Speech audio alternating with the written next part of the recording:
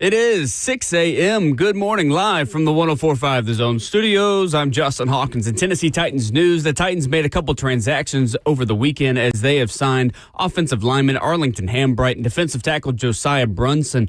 In corresponding moves, the Titans waived wide receiver Ramel Keaton and defensive tackle Devontae O'Malley. There is no media availability for Titans practice this week until Wednesday at Ascension St. Thomas Sports Park, so stay tuned for that. In other NFL news over the weekend, a couple defensive lineman contract extensions. The Denver Broncos signed Zach Allen to a 4-year, $102 million extension with $69.5 million in guarantees. Allen led all defensive linemen last season in quarterback pressures and also added 8.5 sacks. Also, the Miami Dolphins signed Zach Sealer to a 3-year extension worth up to $67.75 million.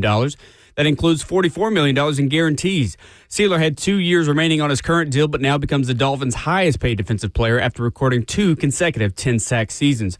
And a Major League Baseball record of 91,000-plus fans in attendance for the first regular season MLB game in Tennessee at Bristol Motor Speedway for the MLB Speedway Classic. That saw the Atlanta Braves capture the 4-2 win over the Cincinnati Reds, thanks to Braves right fielder Eli White's 2 home runs. For all your foundation repair and waterproofing needs, you got to go to USSTN.com. Breaking news at once on your home for the Titans and Vols. This is 104.5 The Zone.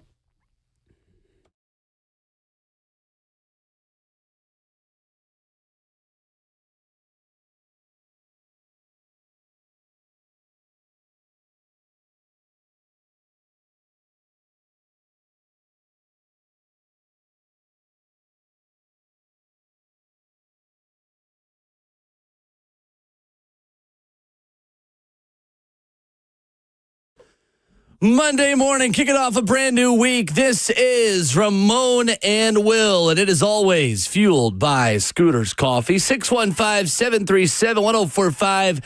How you jump in as you get into your driveway, as you hop in the garage, as you get in the car this morning. Just crack the window a little bit, because not only is it a little bit cooler outside, Ramon Foster, there's a crisp.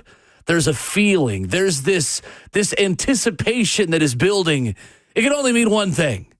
Tennessee Titans play American tackle football this week on August the 4th, a Monday, a new week, a Saturday preseason game in Tampa on the horizon, and we are back, ladies and gentlemen, in studio, 104.5 The Zone TV, Facebook Live, YouTube, Twitter, or Twitch.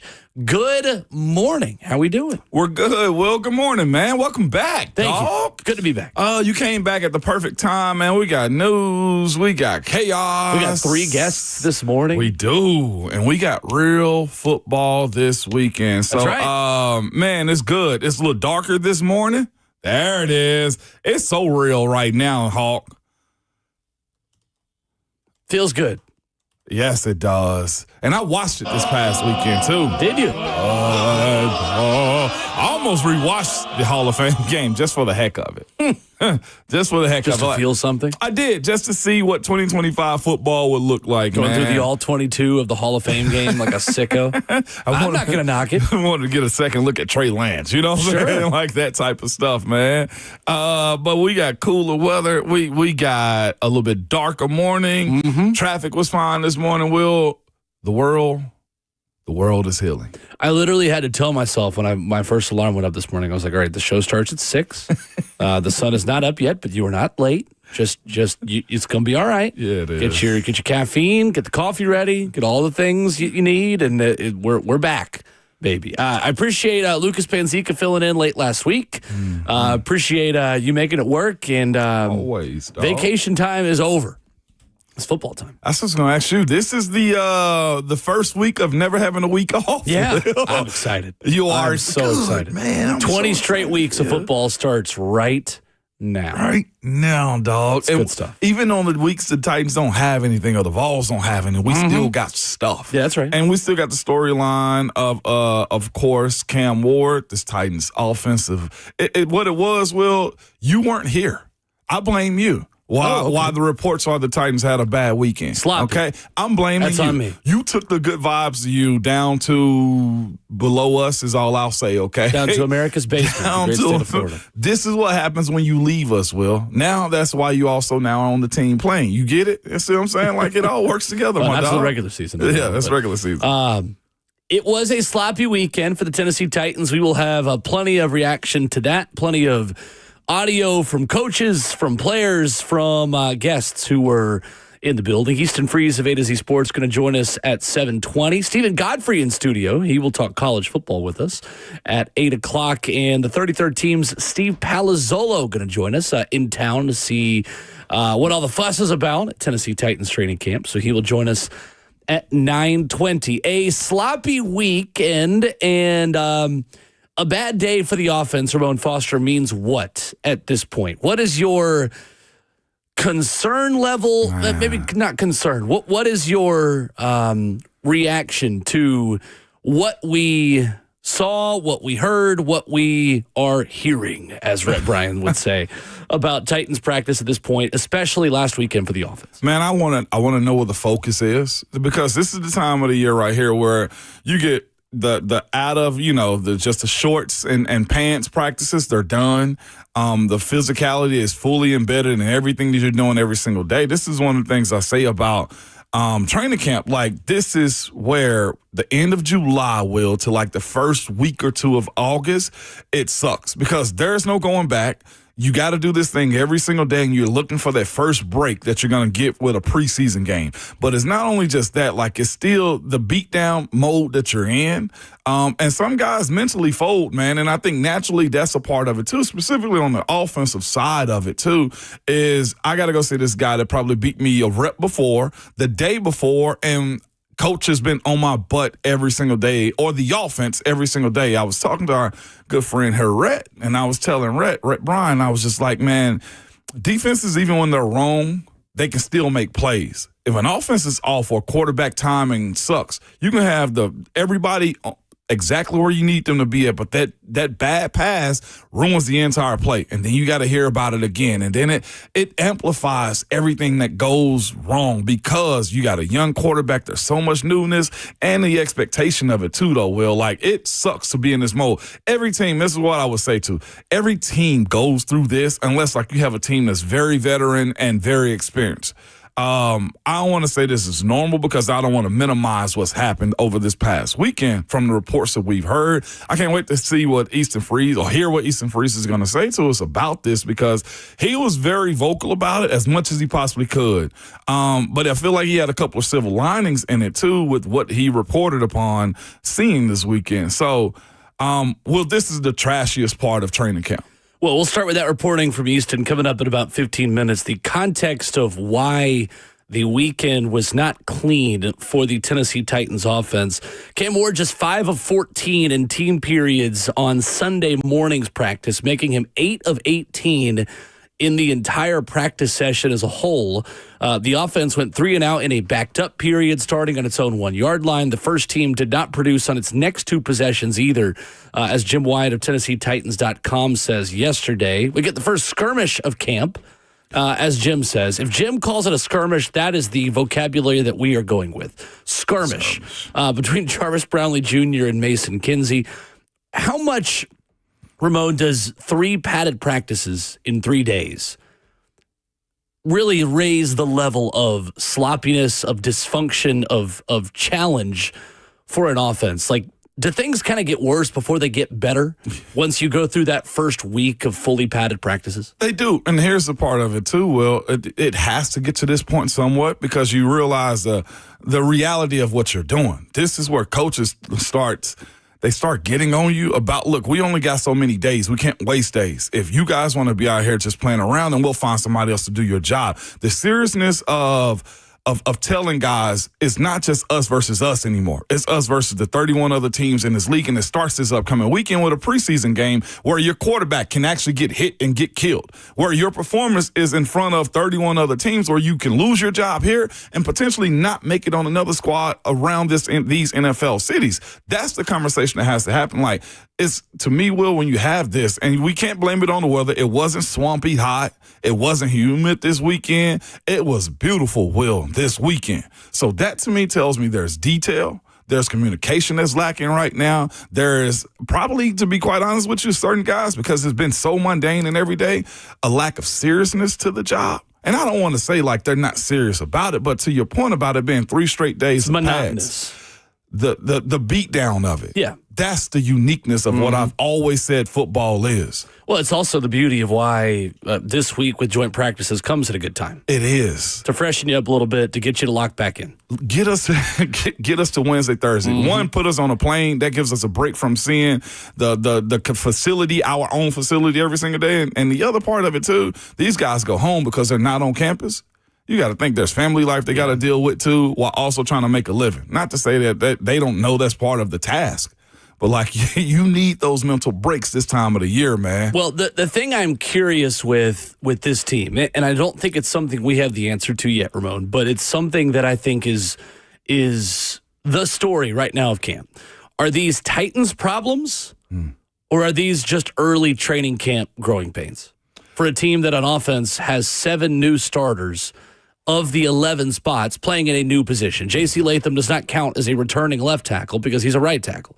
Right now, Lloyd Cushenberry is not a returning starter at center because he's not out there yet playing with the ones. So really the only returning starters that you have in this entire offense are Tony Pollard, Calvin Ridley, Chig Okonkwo, and Peter Skoronski. So within that are these growing pains for a team that has 2/3 of the lineup playing together, playing football together for the first time in full pads? Or is this just simply a team that has a lot of room to grow and just isn't very good yet? I think the answer is probably somewhere in the middle of both of those two things. And we know this is a process, and we know the expectations are, hey, look, we want to get better every week. We want to improve. We have a rookie quarterback. We're trying to make things work in real time, and nobody has time to be young. But at the same time, it's still too early to really know what the identity of this football team is yet. And according to Chad Brinker, I don't think the front office is really going to know what they have internally until the first month of the regular season is over, not even just the first month of preseason. So while there are frustrations, while there are things that are not great at the moment, it's hard to really differentiate, hey, is this a Titans problem or is this just what teams deal with this time of year on the offensive side of the football when defenses typically start ahead? And that's what I was going to get at. You were speaking exactly the response I had. The funny part about this is these reports and stuff come out when it's offensive. There's a lot of expectation for those guys, too. The defense, and we said this, Will, I feel like earlier this past week before you went away, I said went away like you was going to camp or something, man. I mean, I kind of did. Yeah, you kind of did. Fun camp. And I appreciate that you doing that. But what I'm getting at is this. The conversation we had that the defense is going to have to play big dog this year regardless. You have a rookie quarterback that's figuring out a whole lot that he didn't know in college, that's adjusting to a new wave of smart defenders at every single level. Like the Cody Barton interceptions and just picking on Cam that he's doing, that's going to happen for 16 other weeks during the season or 17 weeks during the season. These guys probably see these headlines about Cam throwing over the middle. That's a demon he's going to go have to chase. But here's what I will also say. That's a positive for what the defense is providing you, too. It shouldn't be, and I know with the last 2 years has skewed the expectation with C.J. Stroud and Jaden Daniels. It shouldn't be expected to normalize rookie quarterbacks, Will, just doing what they've done. I feel like Caleb Williams is more on par. I feel like Bryce Young is more on par with what the normalcy of what NFL rookie quarterbacks are. And that's why I'm expecting the defense. Like, we should be probably praising the D for what they're doing to this offense. Like, the only thing you don't like is the skirmish between Jarvis Brownlee and Mason Kinsey. But besides that ended quick. You needed that. This fan base, I think the media in this city was asking for a fight. Just Buck. Yeah. I don't think reasonable people were really wanting a fight. I think it was just Buck. And wow, how much things changed in a year, by the way. But anyway, that's a separate conversation. No, but the point of it is it should be okay for the defense to be dominating. The offense naturally slows down because it takes at least 9 players being on the exact same page, if not all of them. It's that time of year. It is, to make a good play. Right. I'm not mad at it, but it slightly concerned, yes. But what did we expect this season to be? Vegas set the overall under 5.5. Streaming live at 104.5 The Zone TV, Facebook Live, YouTube, Twitter, or Twitch. You can jump in the F&M Bank chat there and chat with us. 615-737-1045. Your thoughts as well on the phone lines. The context behind why the Titans didn't have a great weekend of practices on offense. We'll give you that coming up next.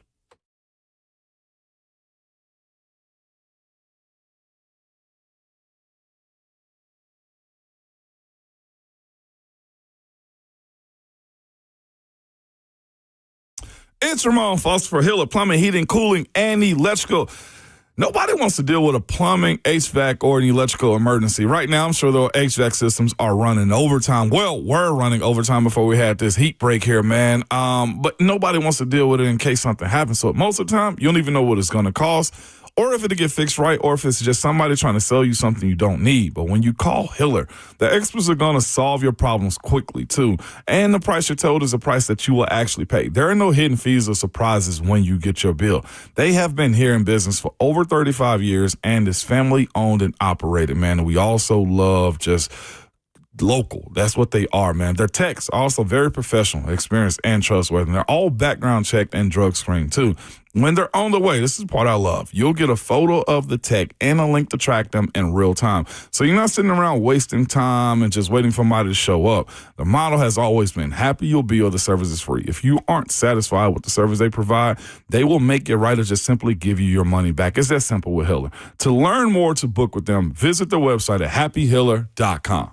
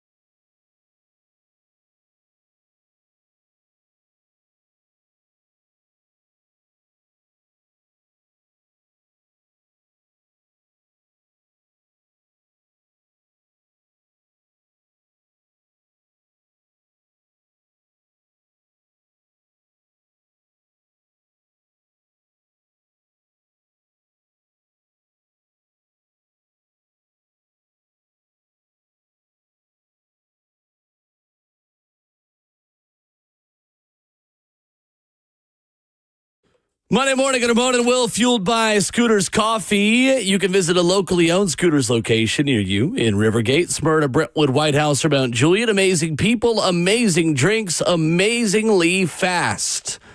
A sloppy couple of days for the Tennessee Titans offense, so much so that Brian Callahan had a long tirade. Is that the word? It is. A long soliloquy. That's not the word, but we're going to roll with it. Post-practice yesterday, letting the offense know about it, letting fans who are within earshot eavesdrop about it, and frustration leads to the hope that things get a little bit better this week with the Tampa Bay Buccaneers joint practice looming on Thursday, a Wednesday session here, a day off today for the Tennessee Titans offense. Easton Freeze is going to join us, Ramon, at 7:20, and I thought he had some interesting things to say about this at AFCSports.com last night, saying, thinking back on each period and talking to those who designed them, it was bad for the offense on purpose. Easton writes at AFCSports.com, they did a lot of work backed up and in the low red zone, which are some tricky spots to be in. They ran a long blitz, quote, bring it or bluff it, period, that allowed Zenard Wilson to put Cam Ward's offense in a blender. There were a lot of funhouse mirror war games, Easton says, designed to harden Ward to the rest of the unit before the real bullets start flying. That remains a common theme of camp so far, which is annoying and increasingly hard to really accept. But the coaching staff swears it is true. How normal is that, Ramon, before we get to the rest of this? Because there is still more from Easton about why the last couple of days were so frustrating for the offense. For you, how much did Mike Tomlin and the Steelers defense really challenge and build practice scripts to make you fail early in practice? It's demonic, Will. That's what I would tell you, man. Like, this happens often, especially when you're in a transition and to be challenged type of year. Whether we had young wide receivers, and especially you get it when you got a young or new offensive line, too. It's slated for you to be challenged because of it's almost like your big brother. If your big brother don't pick on you and then show you the way, something's wrong. Y'all just will never have a relationship. You know what I'm saying? That's what this is. The defense has the most playmakers on it right now, the most proven amount of guys, and Zenard Wilson's defense is from day one has been on, Will. This is as normal can be when it comes down to how they go about doing business. And also this too, there's a lot of shine on Cam and what Cam can be for this team. And I think it's a reality. It's great on coaches to give his players a dose of reality as it pertains to this isn't normal for you to be the guy like this. You're supposed to get dragged to the finish line by guys. Well, I never forget, like I've told this story before, coaches will have days where this is just going to be your days. I distinctly remember in the years of about 2011 to about 2013, like those 2 years in general, I was new.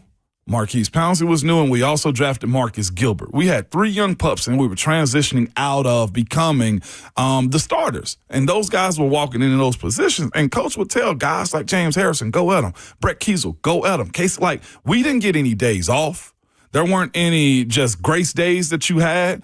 If there was walkthroughs, you was there too. And it put you in a position, Will, to where you had no choice. When you got no choice, coaches are trying to see this too. Are you going to fight for this? Or are you just going to lay down? Because that's a component of it too. Coaches want to see how guys, especially young guys or new starters, deal with bad moments like that. Like, if you're down by 4 points and you got a turnover, can you drive down the field to help us win football games? This type of stuff get tested in these moments when you have it to be in a controlled setting, and that's what you're getting out of this group right now. Callahan's not wrong. You got to also think, too, he's in a position where he's judged publicly. I think he's fine inside of that building.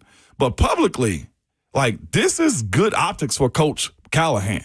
The fact that he's into these guys every single day, he's putting his foot on their throats. That's what this fan base, I feel like, wanted to hear. So you can't be mad at the idea of him setting up failure for the offense. I think internally maybe the fact that Brian Callahan is appearing to publicly become more of a, what's the word? Not negative coach, but Brian Callahan is not being portrayed as the nice guy he is to the media. Yeah.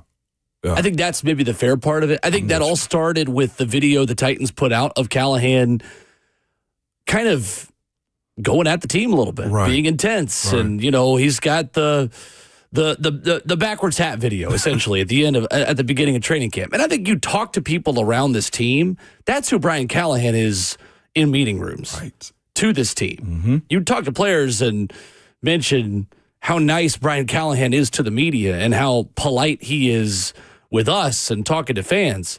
Talk to players, though, like he'll still get after guys. I think he is starting to show a little bit more of that with cameras. Maybe, cameras are not on, but just in front of fans, in front of people. Yeah, right. I think it's just understanding. Look, like I got a young team, and there's not time for me to just always be who I was maybe last year publicly. Yeah, right. At the same time, though, I don't know if anything can be spun as positive for him when the offense looks the way it does right now.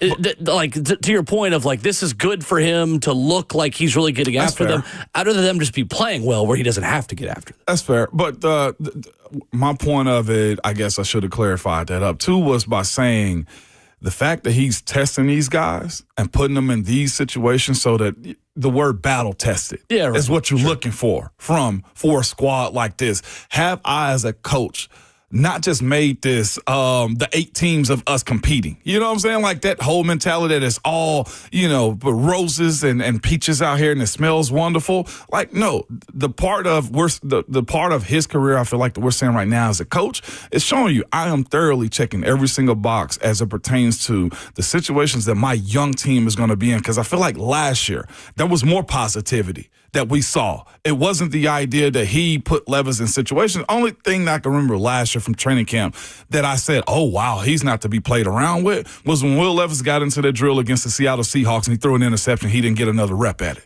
You know what I'm saying? Like, that was one of those moments I felt like last summer where we saw this Callahan come out. This year, and I feel like the approach of what happened with Cam this year, this time around, is no, this isn't the case anymore. Sure. You guys will understand the situation and just the weight of what it means to be an NFL player, specifically in this offense. Not everybody's going to roll out and be a Joe Burrow. Not everybody's going to roll out and be the Jaden Daniels. So because of that, I got to prepare you for if those moments do show up. And I like that.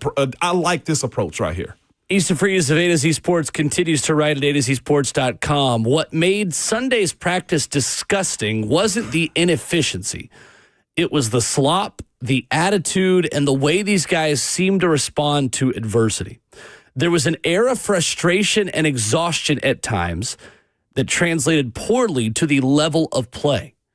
Easton Freeze goes on to say, when a unit was put in a bad or tricky spot, there wasn't much doubling down and overcoming going on.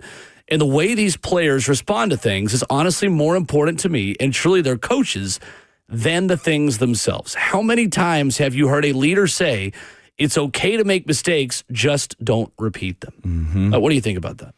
Man, I will say this. If it wasn't the scenario or the practice in general, like that sucks right there if you're speaking about effort.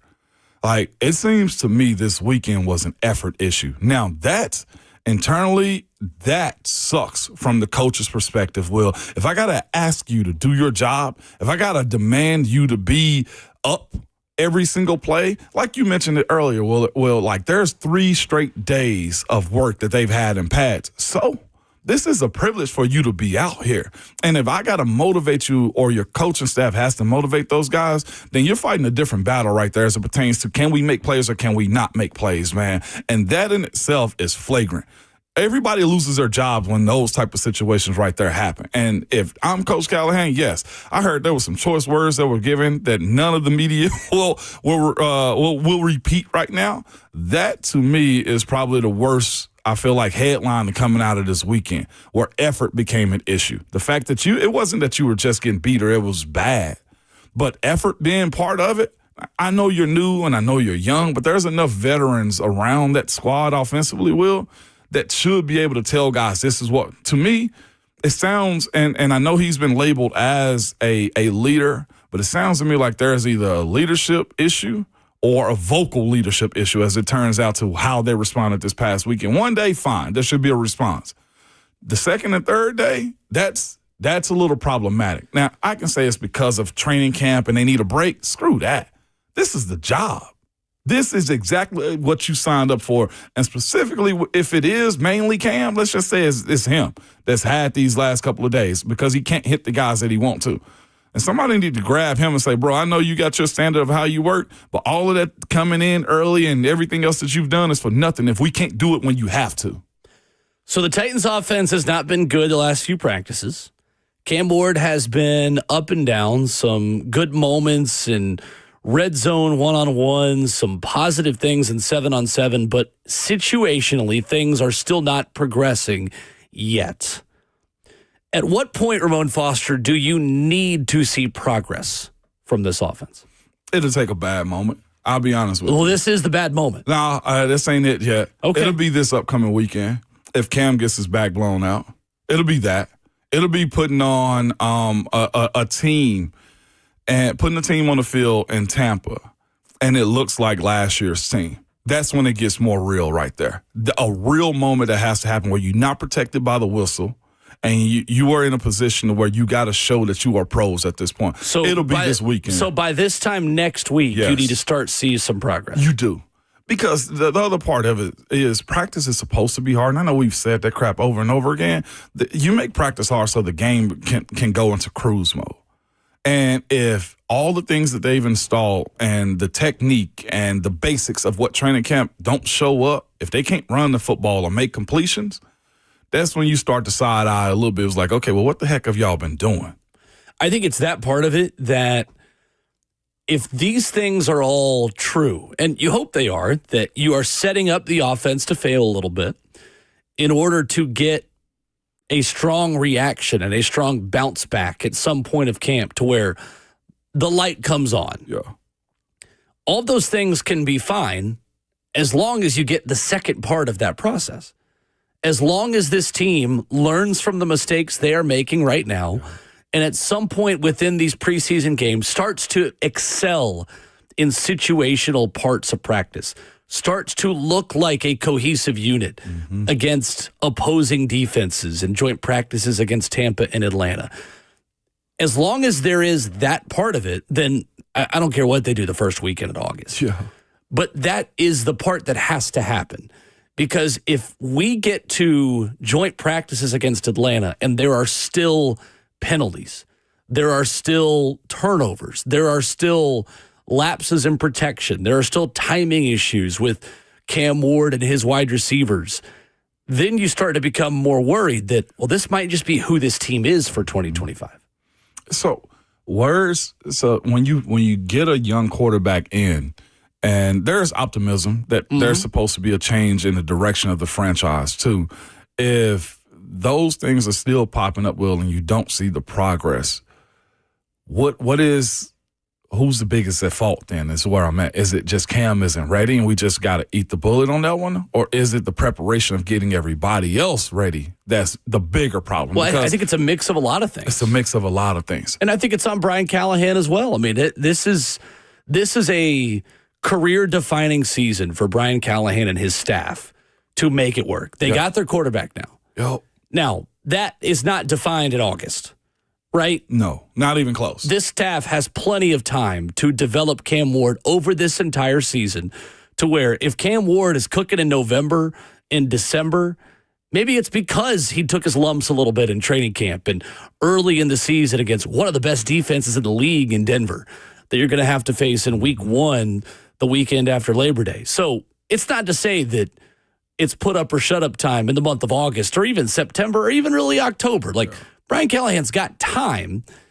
However, there is a level and a sense of urgency that it can't get worse than it was in 2024. And I think the challenge and the struggle for me, Ramon, is there are still symptoms of the 2024 Titans that are hanging over the 2025 Titans. There are still penalties. There are still timing issues between the quarterback and the wide receivers. There are still too many footballs hitting the ground, whether that's drops, whether that's just misplaced passes, whether that's fumbles. There are still some things, and the penalties for me are the biggest one, that have to be cleaned up to where last year's team doesn't look like this year's team. And so far, it's reasonable to expect that this is going to happen this early into camp, but so far, there are symptoms of last year that are still hanging over this year that are going to have to be corrected. There's so much to pull from that, though, too, because you look at it and you say, do we go back to the opening presser that Chad Brinker and Mike Berganzi had when he was asked the question? It was funny at the time, but it's real. Is this a Super Bowl winning team? The answer is no. And I say that to say, well, the roster is still being built.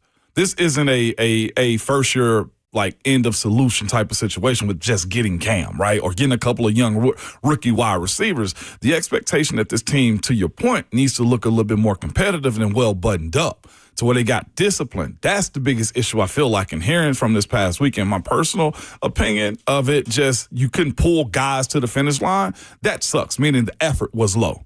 Or the fact that there wasn't much try that you saw as it pertains to the execution of those plays. Now, the execution of those plays, does that also mean, going back to Mike Berganzi and Chad Brinker, just the talent isn't there? Are we willing to lay our head on that part of it, too, going into this 2025 season? It's not Cam, it's the talent.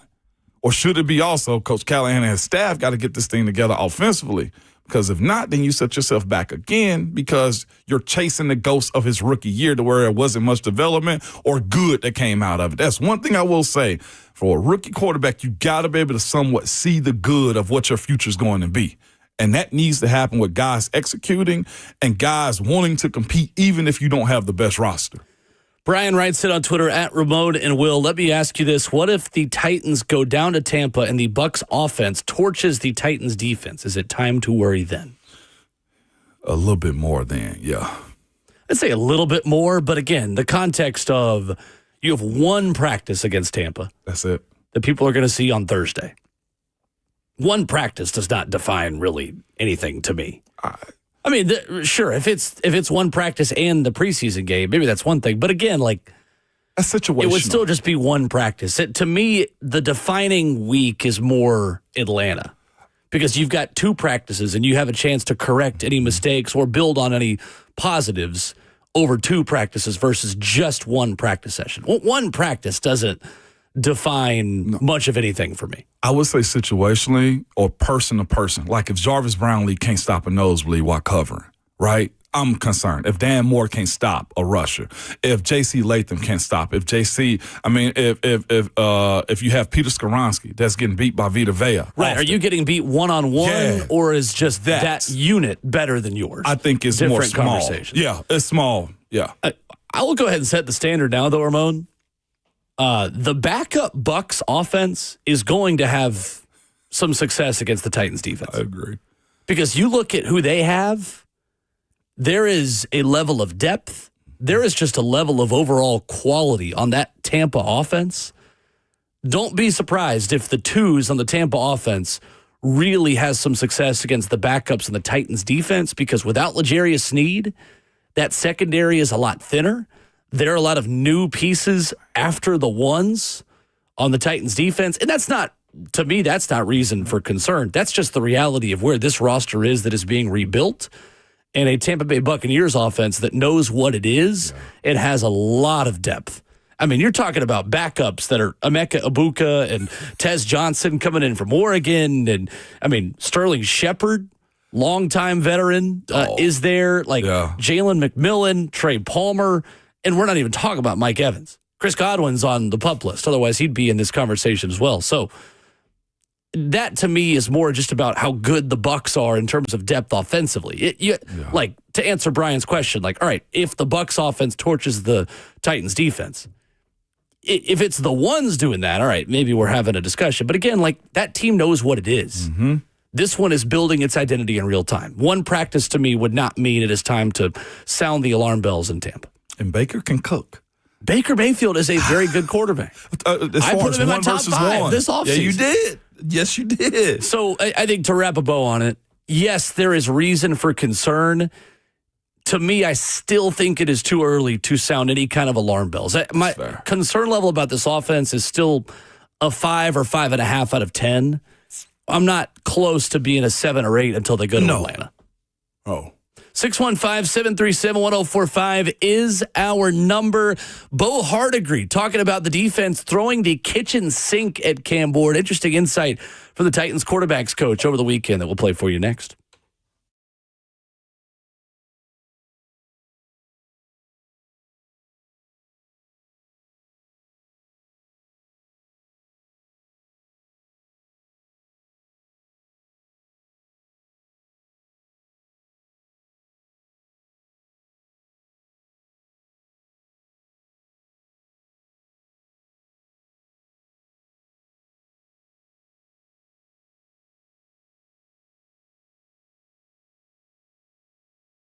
What's the biggest mistake you can make when selling your home? I'll tell you, it's settling for less. That never happens with Orchard, okay?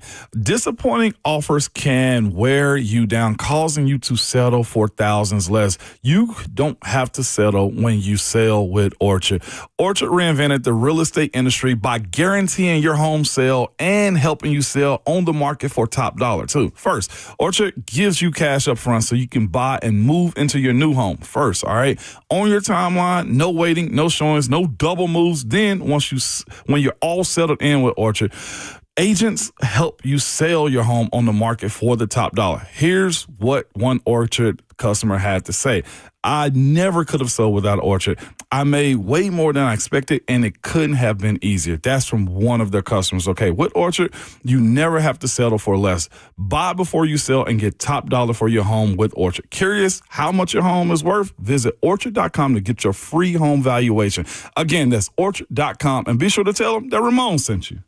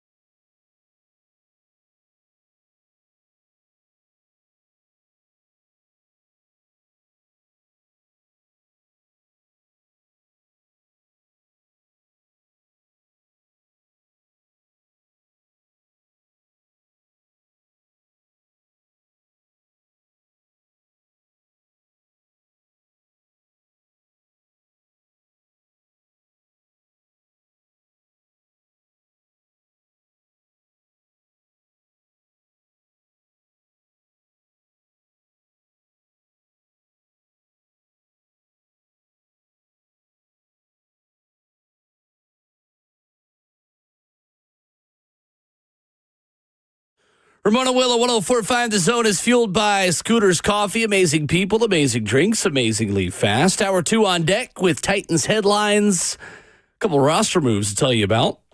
Some AFC South headlines as well, plus Easton Freeze of A to Z Sports coming up in a half hour. On Facebook Live, Joshua writes in, streaming the show there on the F&M Bank chat. Ramon Foster says, everybody needs to chill.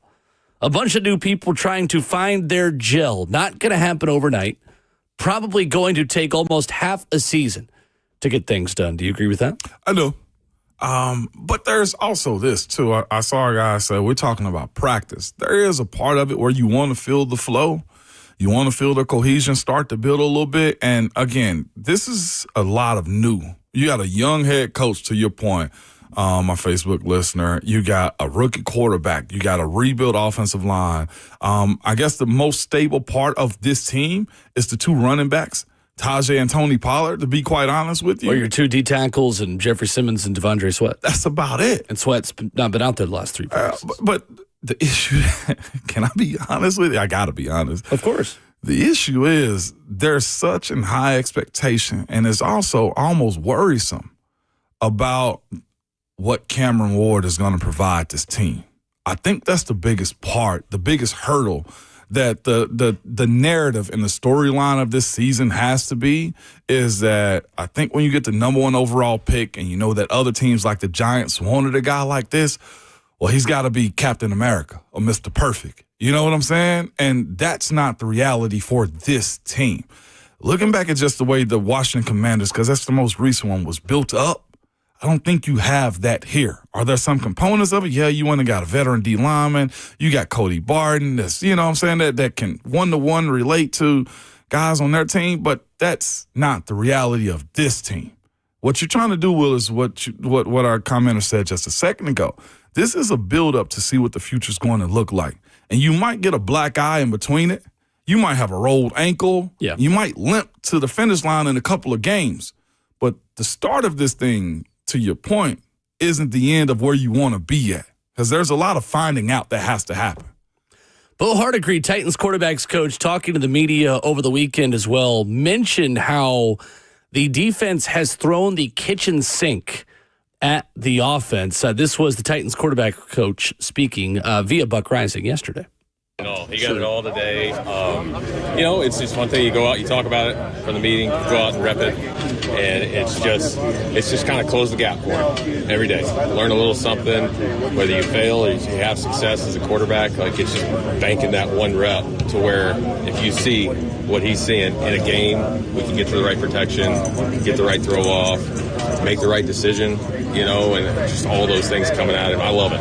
The way they set the practice up for him, it's been great. How's he handling those failures in particular? He holds himself to a very high standard. Obviously, you guys have all met him. He's very coachable, though. And he likes to be coached hard. And he's been good. He's been good. That's Titans quarterbacks coach Bo Hardigree. Is that a valid excuse, Ramon? Saying the defense is throwing the kitchen sink at our offense. The defense is really trying to confuse and challenge Cam Ward. Is that a good enough reason for the sloppiness that we have seen over the last couple of days and over the last week? Cam's first time around the sun, yes. It is. Nobody wants to hear it because it's the most precious sport in America, football, right? At the most precious position at the franchise quarterback. It is because you heard Bo right there. I was writing down notes as he was talking. He said, I love it. Like, this is the quarterback coach saying he loves that this is happening too. I almost feel like they don't want to tell us this. Well, they have told us this is the plan.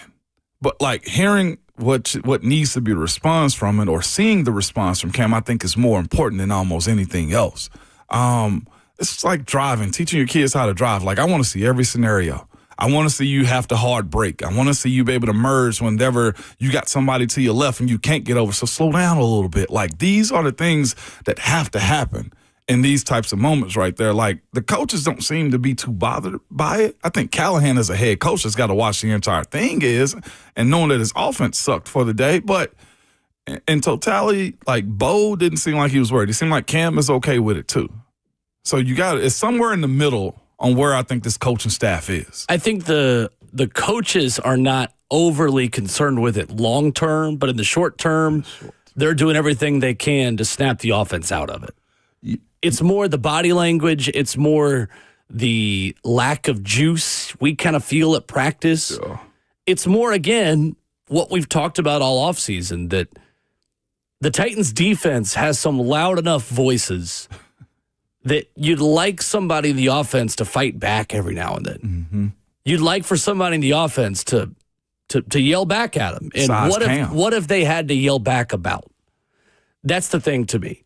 So, yes, is the last week of practice concerning for the Tennessee Titans offense? Yes, it is.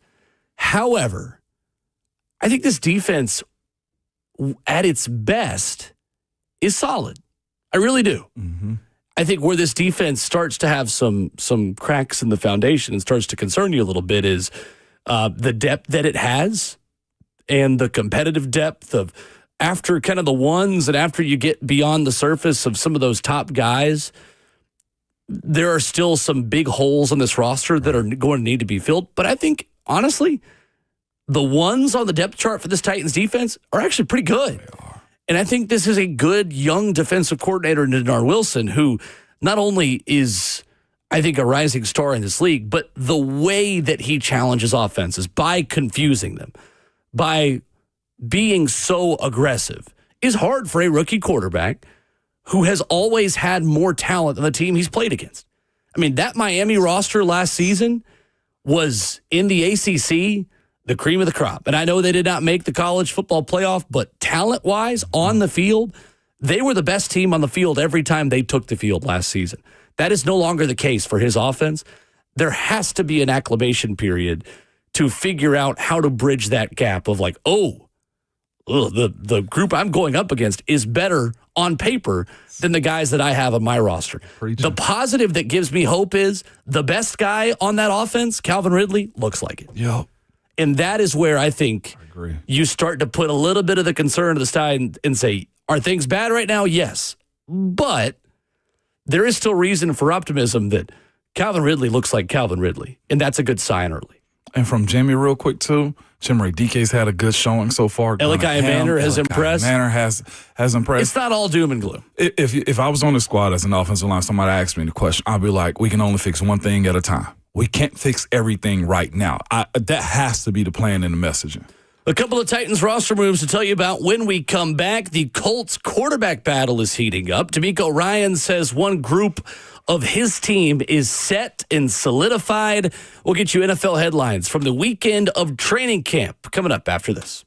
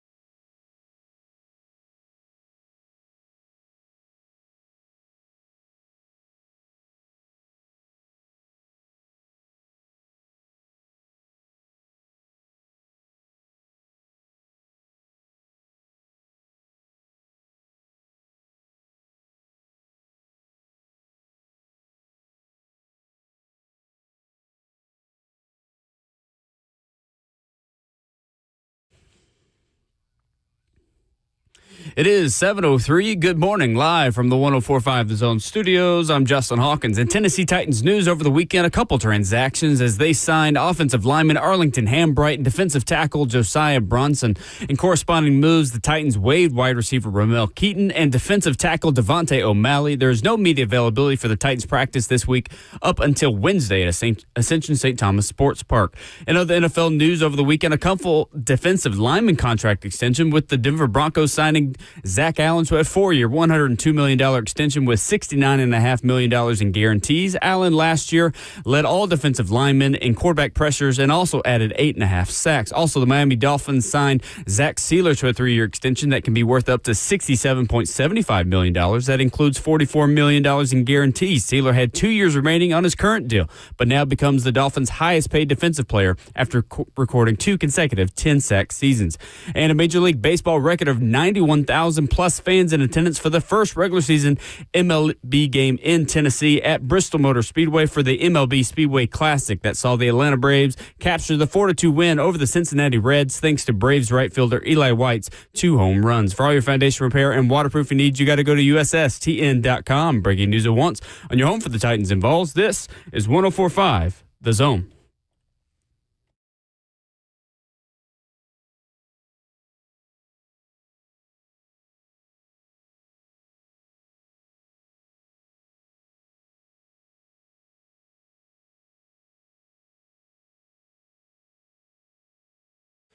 Ramona Willow, 104.5 The Zone is fueled by Scooter's Coffee. Hour number 2, kicking off your Monday and kicking off the first game week for the 2025 Tennessee Titans. Saturday night in Tampa, when the Tennessee Titans take the field for the first time. Cam Ward expected to be at quarterback, and a joint practice to come on Thursday as well. Your phone call 615-737-1045. Streaming live on 1045 The Zone TV, Facebook Live, YouTube, Twitter, or Twitch. Couple of headlines for the Titans, couple of roster moves over the weekend as former Vol Ramel Keaton has been waived in favor of offensive lineman Arlington Hambright, who played in 4 games on special teams for the Titans during last regular season, a 2020 Bears 7th-round pick. Played 9 games as a rookie, saw action with the Colts in 2023 as well. Ramon, what name sounds more fun to you? Calvin Throckmorton or Arlington Hambright? Because Easily. both of those guys have been Tennessee Titans now. Give me Throckmorton. Okay. Throckmorton, it seemed like what 2 families came together, the Throcks and the Mortons, you know what I'm saying? Sure. Like, that is a heck of a last name, okay? But I'm a black guy named Ramon, so I ain't got much room this week. Titans also signed defensive tackle Josiah Bronson, waiving D-tackle Devontae O'Malley, the undrafted free agent. Bronson has spent time on a number of teams: Saints, Browns, Cowboys, Dolphins, Patriots, and Colts on active rosters and practice squads. He was most recently a Memphis Showboat. 12 career tackles, 1 tackle for loss in 8 games. I think the headline on that one, Ramon, is without Keandre Coburn on that defensive line, the Titans are trying to learn what they have in their younger players. They are. Yeah. In some depth pieces that might not have been as good as Coburn today, but might be by the end of this season and could become competitive depth there behind Tavondre Sweat, Jeffrey Simmons, and Sebastian Joseph Day. And unfortunate for O'Malley in his first NFL camp as an undrafted free agent as the Titans move on from him. But again, that is a position that is in progress and really a question mark on this team. Who plays defensive line after that big 3 in Tavondre Sweat, Jeffrey Simmons, and Sebastian Joseph Day? Man, it seems to me I wouldn't be shocked if Keandre Coburn had this team, double back to him at some point. It seems to me as if he doesn't make that Raider squad, if he's still with them, like there's an opportunity for him to come back to Tennessee because these guys, like you said, have been circulating themselves in and out or either not living up to it.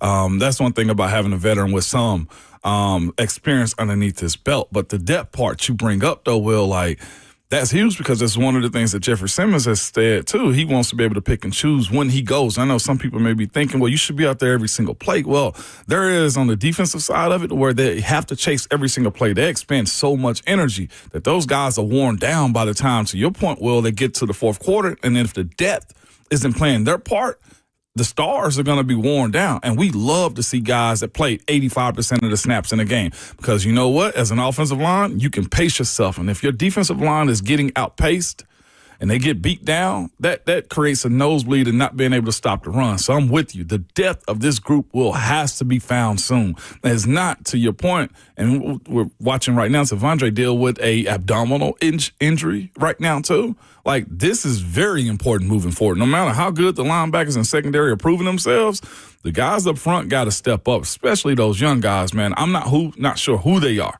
but this is where hopefully the games show themselves a little bit more too, because some guys show up better when the lights are on. Sure. It's weird, but it happens. Dylan gets the first call of the morning, 615-737-1045. What's up, Dylan? Hey, guys. I was watching the documentary that I actually was rewatching about the Dream Team, and just watching them, they won, I think it was Angola that they played the first game, won by over 60 points. And they still, when they were practicing, you had Magic Johnson leading one side and Michael Jordan leading the other. And they kept going. And they need, I know that basketball is not as obvious of an offense, defense as football is, but they definitely have got to have a leader on both sides. Have to. And I'll hang up and listen to you guys. For sure. Thank you, Dylan. I struggle a little bit to compare a team of mere mortals to the Dream Team. I was thinking. Because that's an all-star team for a reason.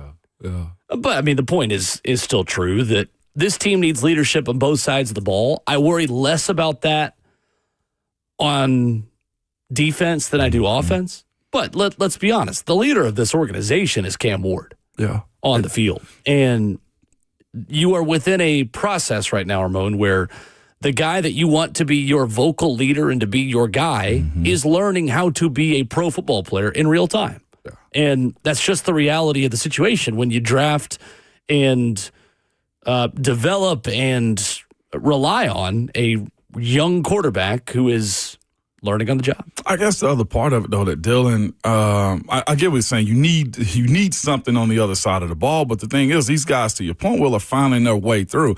Defensively, for this Titans team, you got Jeff, you got Arden, even Jarvis Brownlee is making his way into at least a vocal leader. Cody Barton too. These guys have either played a good bit this in their short careers, or that's just their personalities. When I speak about a young guy like Jarvis Brownlee, now they say this past weekend, according to Jimmy White and his observations, that whenever Mason Kinsey and Jarvis Brownlee got into it, Jeff started yelling, and I was pleasantly surprised to see the other side of it was JC also got into the mix too. I think JC Latham is a guy that worked through leadership. Yeah, you're gonna watch me work.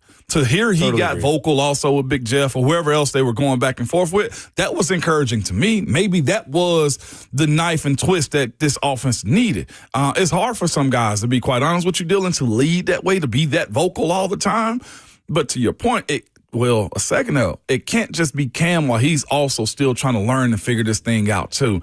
I don't know if I would call Calvin that guy other than reputation. I'm not sure what he is like inside of the locker room and how he goes about dragging guys that need to, when I say dragging guys, by leading guys that don't want to be led on this team also. Tony Pollard's a quiet nature guy, it seems like, too. It seems to me Tajay is also. So it'd be good if one or two of the bigs stepped up in moments like this. And who's to say they're not? We're just not recognizing them because the defense is having so much success. AFC South headlines quickly before we get to Easton Freeze on the other side. Colts head coach Shane Steichen says he knows who will start their first preseason game Thursday, but he won't say yet. On Saturday for Indy, according to ESPN.com writers, after several straight strong practices for the Colts quarterbacks, Saturday morning saw the defense get the better of Anthony Richardson and Daniel Jones. Neither quarterback had thrown a pick in any practice all week, and then both threw 2 apiece in the red zone. Who would you have start the first preseason game, Ramon Foster? It's got to be Anthony Richardson. He ain't earned enough. To be quite honest with you, absolutely not. He's got so much to prove, and this is part of his rehab from when he still tapped out last year to me. He's still in rehab mode to me of gaining that trust and fight and will back. I don't care if it's for 2 series. He got to start it off, in my opinion. Texas head coach DeMeco Ryans says his starting offensive line is, quote, solidified, adding that some players have separated themselves once the pads have come on. The main core of that group is pretty new. Without Laramie Tunsil at left tackle, you have Cam Robinson, Laken Tomlinson, Jake Andrews, Titus Howard, and rookie Ariante Ursary. How concerned do you think Texans fans should be, Ramon, with a totally new offensive line that was not good last year and now doesn't feature their only player who was good last year, Laramie Tunsil? On a scale of 10, it should be about a 7 because Cam is not Laramie Tunsil, and I respect the heck out of him, and you got a rookie right tackle in Ariante Ursary, too. I'd be about a 7 or so on that list, Will, especially with a franchise quarterback and CJ that needs a big bounce back year for himself, too. And I think the AFC South will be more competitive. And Houston is going to be everybody's watching them this year. It's why I'm a little down on Houston overall this season. New offensive coordinator, C.J. Stroud going into year 3 with a worse offensive line on paper than what he had last season. Yeah, man. It's why I think Jacksonville might have a shot in the division. Travis Hunter spent all 20 of his Sunday snaps on offense, had a touchdown over corner Jordan Lewis. 2 plays later, a pass bounce off of his head that Andrew Wingard grabbed before it hit the ground. A frustrating day for Brian Thomas Jr. and Trevor Lawrence, according to reports. But Thomas had 2 touchdown catches in Friday's scrimmage against the ones for Jacksonville. I think Brian Thomas Jr. and Travis Hunter has potential to be one of the best 1-2 punches in the NFL if those 2 guys stay healthy. Boy. I'm really high on them taking a step forward as an offense this year. Absolutely will. I mean, have one good one in Brian Thomas Jr. is one thing. Now, they don't have a great offensive line either, but you're right. Yeah, they're piecing it together also to should have figured it out. They got 2 young studs catching the football from Trevor Lawrence. Especially if they play the quick game. I'm just a Liam Cohen believer. I know. He's the ops, though, Will. He is. I don't know how he will be as a head coach, but in terms of getting that offense up and running, he has had success in short amounts of times with quarterbacks that haven't looked great under other head coaches. We'll see if you can do the same for Trevor Lawrence. I know. Coming up, Easton Freeze of A to Z Sports will join us. What was the story of the second week of Titans training camp? And is the offense behind or on schedule from where Easton thought they would be at this point? We'll dive into that coming up next.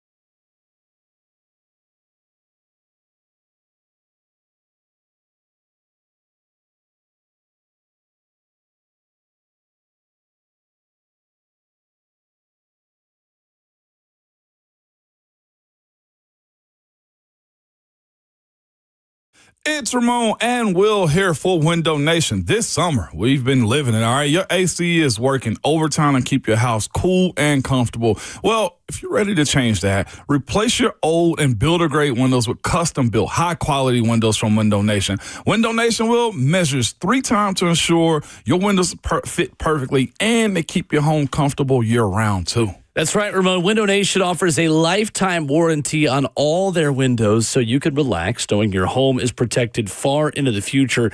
And this month, you can get 50% off all window styles. Put 0 down, make 0 payments, and pay 0 interest for 2 years. That's right. You could pay nothing until 2027. We trust Window Nation because of how much the customers love Window Nation. A+ rating for the Better Business Bureau. 50-point inspection of every window before it leaves the factory. 20-point inspection of every window when it's installed. You need this deal in your life. 866-90-DAYS. You can head online to windownation.com. This month, get 50% off all window styles. Put 0 down and pay nothing until 2027. Don't miss out. This is Window Nation's most popular deal. 866-90-NATION or online at windownation.com. Hey, it's Will Bowling for my friends at Lee Company. When it comes to ensuring clean air in your home, Lee Company delivers. Their award-winning team provides thorough whole home duct cleaning services that eliminate dust, debris, and other allergens from your HVAC system. The result? Improved air quality, enhanced system efficiency, and peace of mind.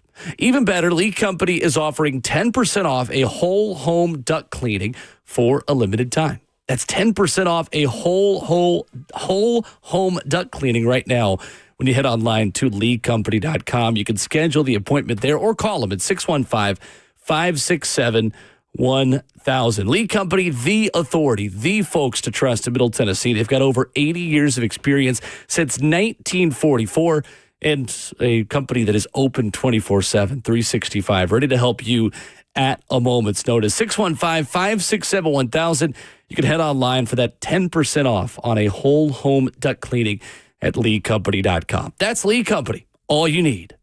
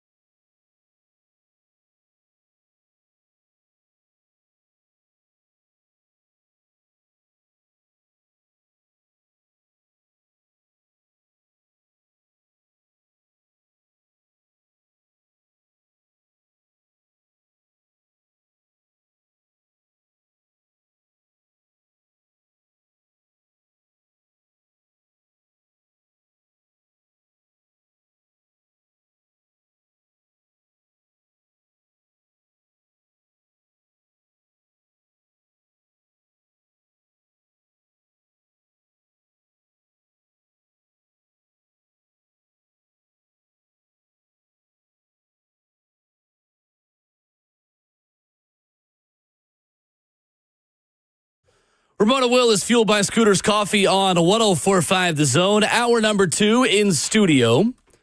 Titans off today, recapping a busy weekend of padded practices. Ramon Foster and Will Bowling joined this morning by our good friend Easton Freeze of A to Z Sports. Easton, good morning. How are you? Good morning, fellas. How are we doing? Good morning. We are good, and I think we're maybe a little better than what the Titans offense was over the weekend. Easton, the story of training camp week 2 for you was what over the weekend?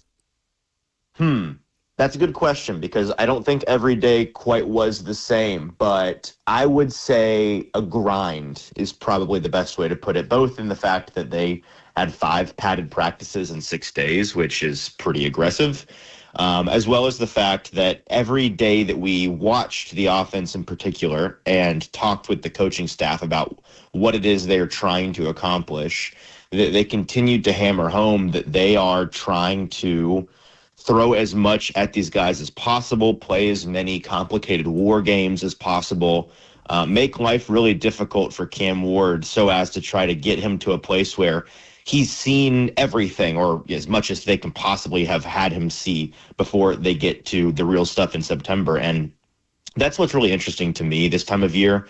Ramon, this will probably resonate with you. The things that we focus on during early training camp in particular, it's easy to watch practice and ask questions as if these practices are games, which kind of defeats the entire purpose of the practice. And what I have been trying to really hammer home this year for folks in my writing and in broadcasting is that the why behind these drills, these periods, the specific intent, the stated focus of what they're trying to accomplish is usually just as interesting and certainly just as important as whether or not they completed more passes than they didn't or threw an interception or threw a touchdown. And so I think that the intent behind the past week of practice has been really important to contextualize why things have been difficult. Easton Freeze, A to Z Sports with us. So, Easton, to that point, I know Bo Hardigree talked about it post-practice yesterday about how Denard Wilson has thrown the kitchen sink at his offense and at Cam Ward. Where do you divide cracks in the foundation where this offense just has some long-term issues? Or then where is, hey, it's early, this is built for the offense to kind of fail? Like, what are the longer-term issues that really concern you right now? But then where are also some of the weaknesses that you think are temporary and you think are the way Brian Callahan kind of wants this camp to go so far? Yeah, and it's a really hard question to answer because it's a really good question. Where do you or how do you separate what's just plain bad and what is bad because it's intentionally really hard? And yesterday in particular, which, was the worst, I think it was the worst Titans practice I've attended maybe ever. Now, I've only been on the beat 3 or 4 years, but still, I've seen a lot of practices, and that one was up there. They did a lot of things that were really difficult. They went into it on paper knowing that it was going to be hard for the defense. They were doing a lot of stuff backed up against an end zone, doing a lot of stuff in the low red zone. They had a zero blitz. They call it a bring it or bluff it period, which is like 12 straight plays of playing against a Todd Bowles defense that's sending the house or threatening to send the house. And that kind of stuff is not super represent, like, you're never going to have that in a game, right? You're never going to have 12 consecutive plays where it's just chaos like that and the defense is trying to put you in a blender. But at the same time, it was bad. So I think it can just be both things. I think it can be they're putting them in really hard situations, and for the most part, they're not doing anything with them. And so I don't really know how to answer that question until we get to something closer to a real game, maybe a preseason situation where the game script is more neutral. I do know that the coaching staff says that they're going to get to some more neutral stuff in practices. They're just trying to get the hard stuff started really early here in the process. So I don't think these things have to be mutually exclusive. I really don't think excuse making either way is the smartest way to go about it. I don't think it has to be, well, they're only bad because it's hard if you're trying to cope for the Titans. I also don't think that if you're trying to hate on the Titans, you should ignore the fact that it's been really hard circumstances. I think it's okay to just say they've looked really shaky and Cam Ward has been really inconsistent, and it's because they're making life really hard on him right now. We're talking about A to Z Sports, Easton Freeze this morning. Easton, they sound like some sickos over there is what I'm saying and what I'm hearing. Ramon's got PTSD just thinking about going through what you're talking about. 12 plays of Bring It or Bluff It. Do you know how much anxiety is in the pre-snap breakdown, Easton? Like, is that the intent of it? Like, because you bring that up and like, yeah, this is supposed to have a failure moment right here. Like, because there's so much of this, to your point about Bring It or Bluff It, that legitimately will screw you over, but it's to you, like you said a second ago, it's for the better good, though. I'm glad you asked that because I was sitting at home last night kind of thinking about that, trying to think about how I could talk about it in a way that makes sense this week, because you're right, it does feel really aggressive, and I can't remember a period of Titans training camp in the past that felt like this. And so having some conversations with some folks in that building and trying to figure out some context that is important to the way that they're trying to run things. One of the things that just kind of struck me is I don't think they were ever this hard on Will Levis this time last year.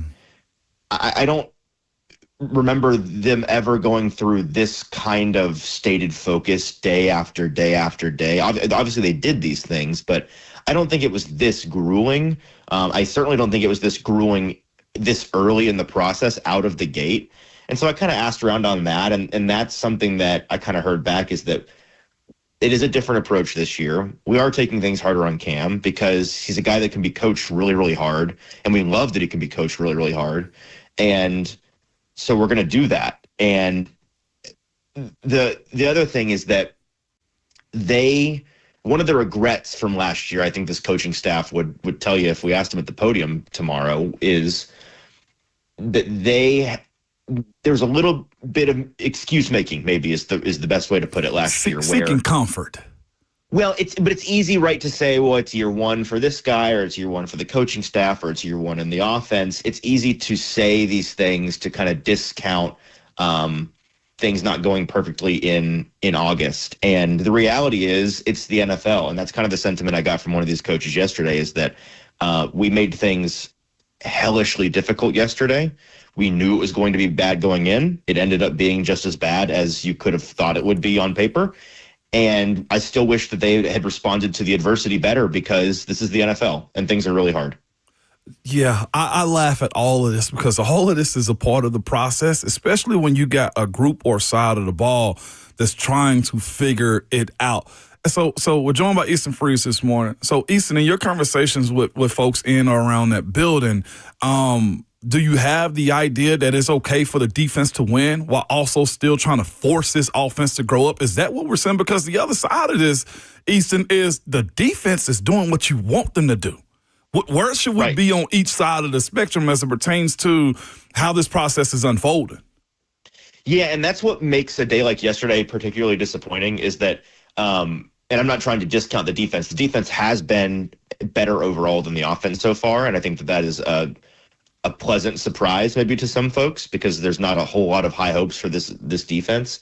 But yesterday was kind of a day where the defense was just kind of there. It wasn't that the defense was upending the offense over and over and over, and that's why the offense was bad. The offense was just dysfunctional on their own, and the defense was around for it. But in general, this past week, the defense has been pretty consistent. Now, I will say the defense, the good news is the starting defense looks better right now than the starting offense to me. The maybe bad news is that the second team defense, particularly the second team secondary, is really brutal. They have made the second team offense look better than they are for days and days in a row now. It just, every time I watch them go out there, I pine for the day that L'Jarius Sneed is back and playing football, because they just need him so desperately. And the fact of what they have behind the starting players in secondary only amplifies the need for them to get him back and playing. because I think it's a lot of green players, a lot of young players, and a lot of players that just leave a lot to be desired, to be honest. Easton Freeze of A2C Sports, our guest this morning on Ramon and Will. Easton, is it fair to say that Palazzolo is a little ahead of schedule based off expectations of where you thought he would be 2 weeks into his first training camp? I guess it depends on what your expectations were, but for me, absolutely he is. He has acquitted himself really well these first couple weeks of training camp.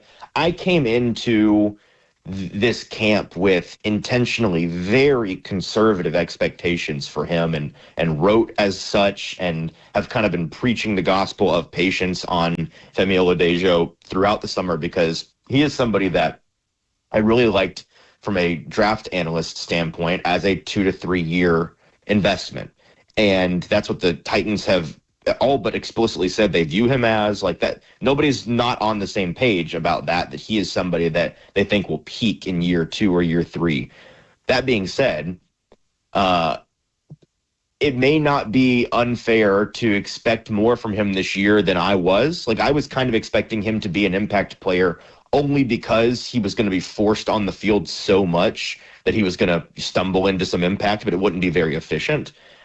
But he's looked really impressive. He's one of the guys on that defense that has brought a juice that they didn't really have before. He's just got this youthful, infinite energy to him. And you still see where he's going to have to develop, like especially in one-on-one drills against a single offensive lineman. It sometimes looks like he doesn't even have a first move. Mm-hmm. And so the veteran savvy from a technical standpoint, he doesn't have really any of that yet. That will all come in time. But the raw energy, the raw ability to just be bigger, faster, stronger than you is all there. And he is going to play a lot this year, whether he likes it or not, whether we like it or not. And the bar is low on this defensive line. So, you know, I don't think I am tentatively excited about what he could be this year. I don't think he's going to burn the world down by any means, but I came into this thinking he would have very little impact, and I'm starting to think that he may be one of the more valuable players on this defense immediately. Easton, who most benefits from joint practices this week in Tampa? Who do you have your eye on down there? Man, I feel like it's the receivers and cornerbacks that I'm first wanting to focus on, just because these cornerbacks have been going up against a bunch of receivers besides Calvin Ridley who are more inexperienced. And so Tampa, I don't know if anyone knows this, they got some pretty good receivers down there. Decent. They will offer a better test for them. And so, like Jarvis Brownlee Jr., let's see it against these guys in Tampa. And then the flip side of the coin is these receivers, I want to see what they look like, because these are guys that are going to have to play, going to have to be an impact this year. Alec Ayamaner and Chimere Dike, like, let's see you guys go up against another team's secondary that is unfamiliar with you. You're unfamiliar with them. And let's see maybe a little glimpse of what it would look like in a more real setting. Can you guys consistently get open? Can you consistently attack the ball and win? Because they're going to need that in September. You bring up the wide receiver DBs. I'm going to the O-line, D-line. I mean, we're talking about Hassan Reddick, Vita Vea, Kalijah Kancey. We're talking about a mix of old and young against a new offensive line. Easton, that one day that they're practicing is got to be hell on wheels, man, for both sides of the ball, correct? Yeah, and honestly, Ramon, I think that's a better answer. You've already changed my mind. Don't let me do that to you, East. No, you're right. I gotta admit that you're right about this, because the offensive line has been such a lose-lose proposition so far. We all expect that, like, this offensive line should be better than the Titans' defensive line. Like, we know Jeffrey Simmons and Devondre Sweat; these guys are going to get theirs on the interior, but the offensive line should be better. And so every day of camp, it's like, well, when the offensive line wins, we say, good, yes, of course they won, they're better. And when they lose, it's like, uh-oh, they shouldn't, because they should be better. So let's see them up against another team so that it's actually not a glass half full, half empty situation. And to your point, what better group than this Tampa Bay front that, led by Todd Bowles, we know that they get after the quarterback consistently. And this will be No, Go ahead. I was going to say, I didn't mean to cut you off. It's one thing for for Cam and the receivers not be on the same page, right? But Easton, to that same point, what have the guys up front over the course of this weekend of 3 straight days in pads have they looked like? Because one-on-ones and losing is one thing, right, against Arden or against Jeff. But how's that group you feel like have come together over these last 3 days? Yeah, I think that they're the most encouraging part of the offense to me right now. They are where I would have expected them to be in this process. They still have some growing pains in terms of, I think, gelling together, working together. There are a number of guys on the front who are clearly tinkering with some things from a technique standpoint. You did a great job with Dan Moore last week, talking to him about how much Bill Callahan gets in their ear and changes little things, has them attack differently than they have at other stops. And Dan Moore, is a veteran. Kevin Zeitler is a veteran's veteran. He's been in the league for a decade and a half. And even I've heard about how he is changing things, which is crazy to me. But he's a talented enough professional to, I guess an old dog can learn new tricks in this instance. So as those guys are kind of getting more comfortable with that, you're seeing it come together. But Peter Skoronski looks like one of the best. I would say he's like the second best player on this team right now. He looks fantastic. I think this is the year that Peter Skoronski shuts anybody that's still whining about taking him as high in the draft as they did. I think this is the year he shuts them up about that. J.C. Latham looks really good, looks really natural on that right side. I'm still skeptical of this idea that he's going to be any better on the right just because it's the right versus the left. I think in the modern NFL, unless you're just uniquely muscle memoried to one side, it's really not that big a difference. But I do think that the bigger deal is the body composition. We've made a lot of it because I think it is really important. He looks different in the way that he's standing around, but also the way that he's moving. And the one thing I was concerned about there was the number one skill that he possessed coming into this year from college and last year's his rookie season was that this guy had an impenetrable anchor. And I don't mean like a good anchor, a great anchor. I mean like a nuclearly reinforced anchor. You could not get through him, the best in the league. You could beat him, but it wouldn't be going through him. And having lost all that weight, what does that do for that, right? Do you maintain the strength? Do you maintain the mass to not be moved? And so far, he doesn't look any more movable than he was, which is really encouraging to me. So those two, I think, are going to be the leaders of this group. The last thing I'll say is Dan Moore, you spoke to him. It's been kind of funny to me. I have heard more from fans online about pining for Dan Moore coverage, Dan Moore analysis from camp. And I don't know, we have been very quiet about Dan Moore, right, which based on the last 3 years of Titans training camp, I am shocked that fans don't take that as the definitively good news that it is, because all we could do the last 3 years this time was talk about the tackle play.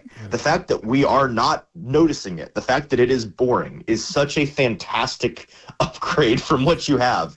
Take it. Stop asking it. You don't want us to talk about them right now. Right. So be glad that we're not.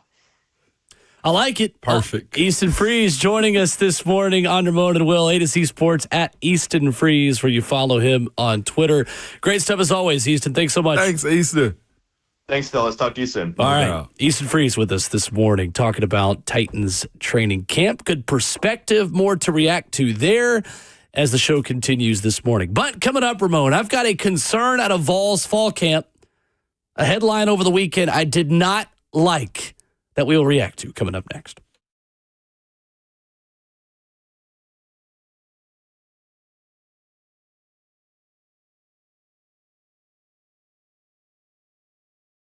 Guys, you already know Synergex and Low T Center have been changing the lives of men across the country for over a decade. Testosterone replacement therapy has helped men get their energy back, regain confidence, saved marriages, and helped overcome symptoms associated with depression. It's truly life-changing, but did you also know that women have hormonal imbalances, experiences many of the same symptoms of men with low testosterone, and guys, you know how frustrating that can be. For the first time ever, Low T Center is now offering hormone replacement therapy for women. Low T low T doesn't just affect guys. In fact, testosterone can benefit women as well. Other treatment options are available to help women balance their hormones and bring balance back to their life. With in-center and at-home treatment options available for women, find out which one is right for you when you speak to one of the providers about injections, topical creams, and pellets. Ladies can come to any of their centers, get tested. That includes a full hormone panel and further analysis to treat whole patient, looking at the lab results and how you feel to create a personalized hormone therapy plan just for you.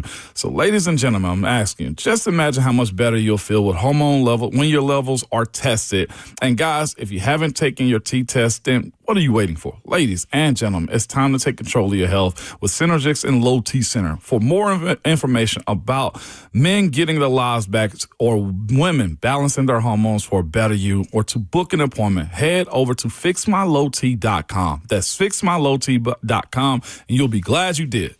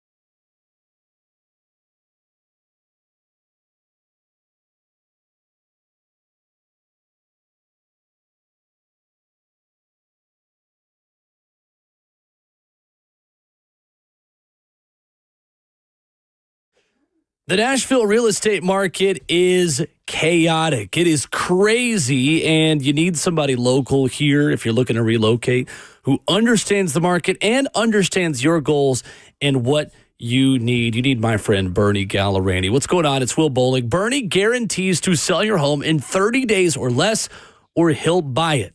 Yeah, that's right. No risk to you. Bernie will let you out of the contract at any time. Bernie Gallerani is the real estate agent who has the 30-day guarantee to sell your home, and if not, he will buy it from you. If you are looking to relocate in a short amount of time, maybe you found another property that you like, you don't want to pay those 2 mortgages.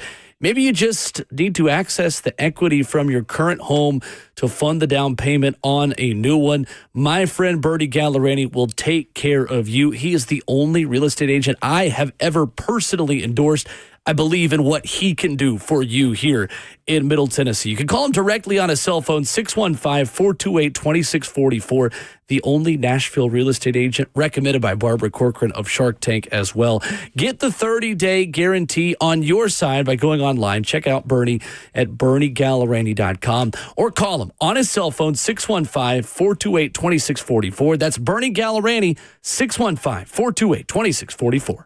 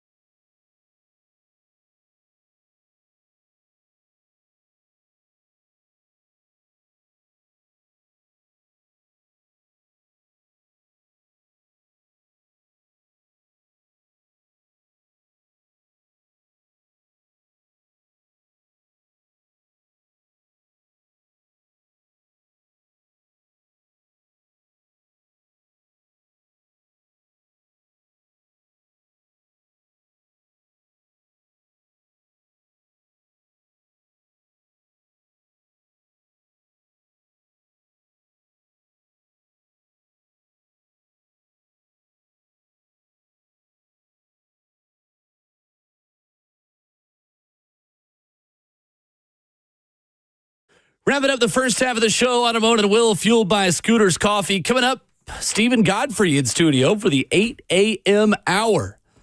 Lots to discuss in the SEC as we get some fall camp nuggets, Ramon Foster. It's that time of year.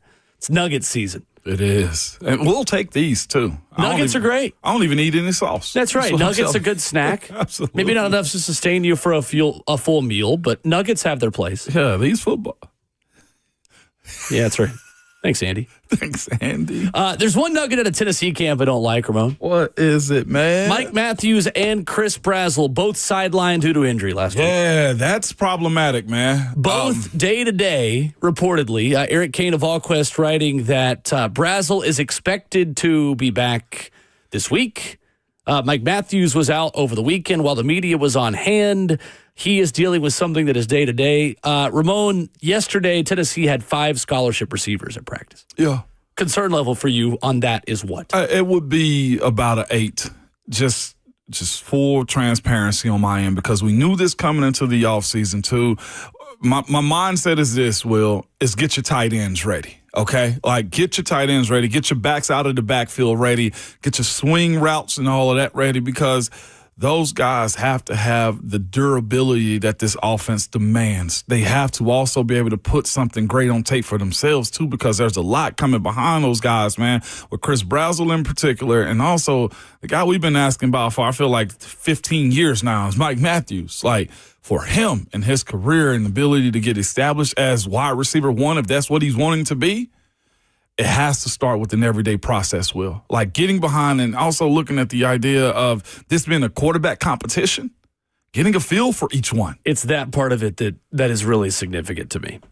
It's that part of it. I'm not worried as much about Mike Matthews and Chris Brazzell in terms of their individual preparations for the season, in terms of them being ready. I think if they're day-to-day and the beginning of August, those things will take care of themselves. Yeah. But there is a value right now in your best receivers being available to practice with quarterbacks who are actively competing to be the starter. 3 of them in Joey Aguilar, Jake Merklinger, and George McIntyre. That is the worry. To me, Ramon, this team cannot afford a single injury at wide receiver all season. And that is where Josh Heupel has always been very consistent. He knows what games he feels like he can win with his B game plan and his A game plan. Mm-hmm. And we've seen it time and time again. When Tennessee is talented enough to just be vanilla and win, he didn't go too deep into the bag of tricks. It's tempo, it's basic, and really in a lot of ways, a tempo offense is pretty vanilla because in order to run it as quickly as you are, it has to be, right? Mm-hmm. Tennessee's not talented enough, though, and experienced enough to be that in as many games this year as they have been in the past. Like, when you go to Starkville, that team is sneaky decent at Mississippi State. Yes. And you have shown the capability of always losing a game that you're supposed to on the road under Josh Heupel. Like, at home to Oklahoma, you can't be your B or C game plan against them. Like, you've got to go deep into the bag of tricks that you've been saving for Alabama and Florida. And saving's probably not the right way to put it, because obviously Josh Heupel's putting together a game plan to win every game. The point is, he's got to put his best foot forward with the team that's just healthy now and out-scheme and out-coach a lot of defenses. He's not going to win on talent and experience alone because he has 7 scholarship receivers, and right now he's got 5. And the other parts that's most important about the quarterback position is those guys that are receiving the footballs, the wide receivers, have to say what they do and don't like from those guys. You got 2 guys, and I think throw George in there as a C for sure. Mm-hmm. But Merklinger and Aguilar are in a position where they're battling to earn the trust of those guys that they're throwing to. That's right. And that is, Will, that chemistry, to your point about being able to go to Starkville, being able to win at home against Oklahoma. Heck, the third game of the season is Georgia. And I know we got 27, 26 days until Atlanta, and which is not an easy game in itself. Fran Brown is going to bring it. He's here to build his resume and to shock the SEC also. That's where those guys have to be available. And of course, with the offensive line and the competition that they have going on, you don't have Dylan Sampson this year. You got 2 young guys that's going to get a crap ton of reps at running back that also have to play their part. So these wide receivers, and this being a wide receiver or a pass-friendly offense when it's at its best, Will, is necessary for those guys to be out there every single day. It's too much. I ain't gonna say it's too much technology because it's football and injuries happen. But if they are running too much in practice, if they can't get the proper rest they need to be available for the very next days and they're straining, muscles and whatnot, they got to figure something out. They can't bubble wrap them, but they better figure something out to have them each other available. Eric Kane writing at volquest.com, Saturday's routes on air period was not the best. Sunday's was not great either. There was a short sequence where 3 balls were dropped in the span of about 5 throws. Eric Kane adding the period ended much better than it started. Early days for Tennessee fall camp, but the lack of availability for 2 of maybe the most important players on the entire roster, a bit of a concern early. Yeah, man. Coming up in hour number 3, more college football discussion. Stephen Godfrey is going to join us in studio. We're going to start at the top of the SEC and work our way down. Why should we believe in Arch Manning hype? Did Georgia do enough at the wide receiver position to take a step forward with a new starting quarterback on offense? Tons of questions around SEC contenders and pretenders alike that we will answer with Stephen Godfrey coming up next.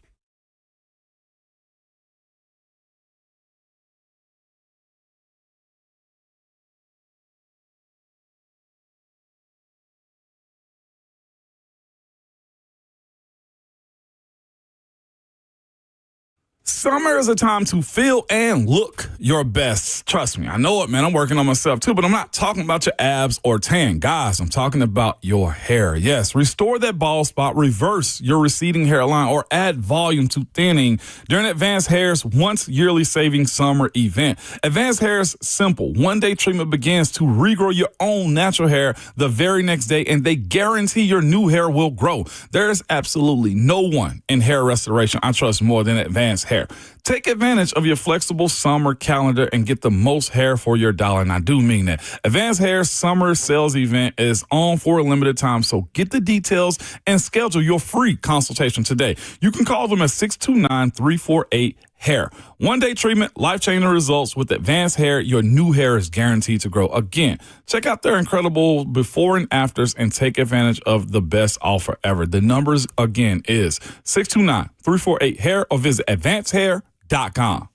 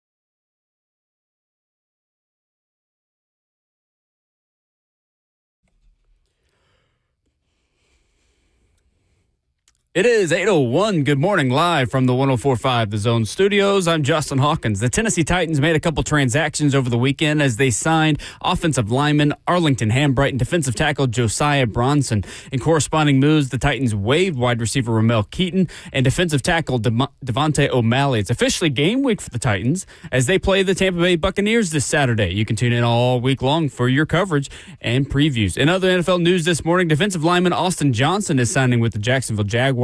Johnson was the Titans' second-round pick back in 2016 and also spent time with the Giants, Chargers, and was a member of the Buffalo Bills this past season. And a rain delay on Saturday after the first inning did not stop a Major League Baseball record of 91,000-plus fans in attendance for the first regular season MLB baseball game in Tennessee at Bristol Motor Speedway for the MLB Speedway Classic. The game resumed play yesterday and saw the Atlanta Braves capture the 4-2 win over the Cincinnati Reds thanks to Braves right fielder Eli White's 2 home runs in the game. For all your foundation repair and waterproofing need, you got to go to USSTN.com. Breaking news at once on your home for the Titans and Vols. This is 104.5 The Zone.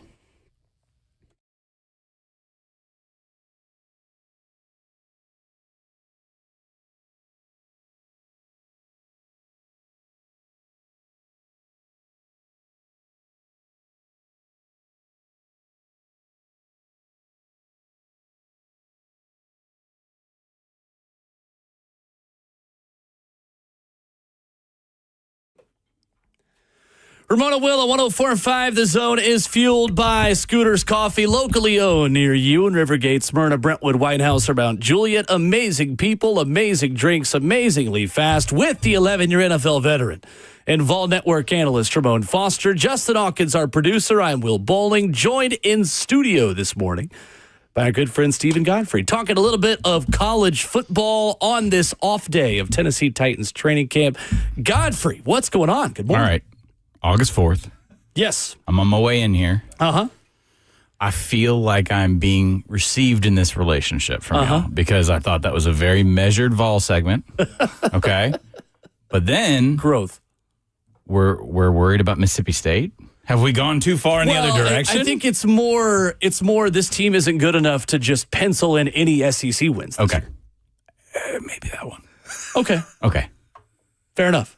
I'm happy that I'm having to now pull y'all in the other direction. Come on, we're even. I said 7, y'all. Well, but that's one of the 7. Josh Heupel on the road anywhere at Tennessee has proven that you can never be too comfortable. How much of that is a weird feeling from that Oklahoma game last year, or is there one before that y'all? I think it's more South Carolina 2022 and Missouri 2023. And then Arkansas 2024. But with 22, when do you feel like the machine is realized in the Heupel era? Because I would say 23. I would say 23. When they reloaded with Joe Milton and won 9 games. Yeah. Okay. I would say 23. What 24 was? We never talked about what 24 was. You made the college football playoff. Yeah. Like, I don't think we've had that. That's probably now a preseason conversation to speak about, right? I don't know what the 24 season was. Last year. Yeah. Made the college football playoff kind of like with a power run game and pass rush. That was the forte. That's old school football. I love it.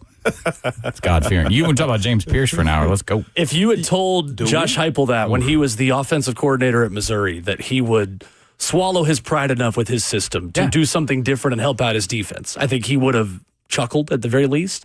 I think maybe the concern, Godfrey, we'll start there. We'll start with Tennessee this morning, is that they have 7 scholarship receivers, and they're going to have to do that again this year with a not as good running game and not as good of a front 7. Absolutely. I'm not here to make you. I don't have a wild, unique, advanced analytic stat to say, but no.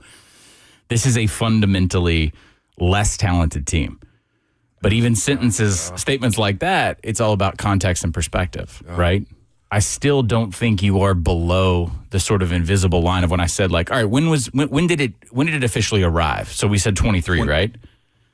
I think in terms of the machine and what the program health. Yeah. Because you could have still said 2022, which is, you just had a really good 25-year-old quarterback. So average talent, skill position, overall roster strength, depth on lines, culture, above and average consistency. Quarterback play.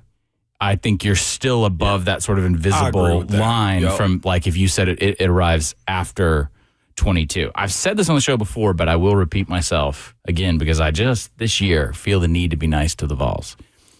The mark of a great coach that advances past his resume is the ability to separate oneself from that sort of first or second adjective as a coach. And so what do I mean by that? Bob Stoops was a legendary defensive coordinator. Bob Stoops, the bulk of Bob Stoops' career, his wins come from those 55-49, like saying, you know what? I'm going to hire Mike Leach. Right. The personnel that I can get at Oklahoma in that 2000s era Big 12, I'm not going to get Pierce. We're not going to be pass rushers. We're not going to be run stoppers because the entire physical culture of the football player we recruit is different than what I know. So I'm going to evolve past that. I've seen a lot of air raid guys specifically, which is a huge piece of like it's a huge description now because there's so many guys who run different versions of the air raid. But the ability to be known for a thing, get a head coaching job, and 2 or 3 years in, your team looks completely different schematically. That's evolving as a head coach.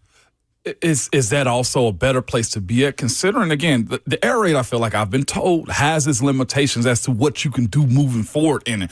The fact that he has, to your point, adopted the trenches. The fact that he's putting, I've said the last couple of years, the defense has carried the water. Yeah. That doesn't happen in the air raid. And so is Oregon also an air raid style offense too?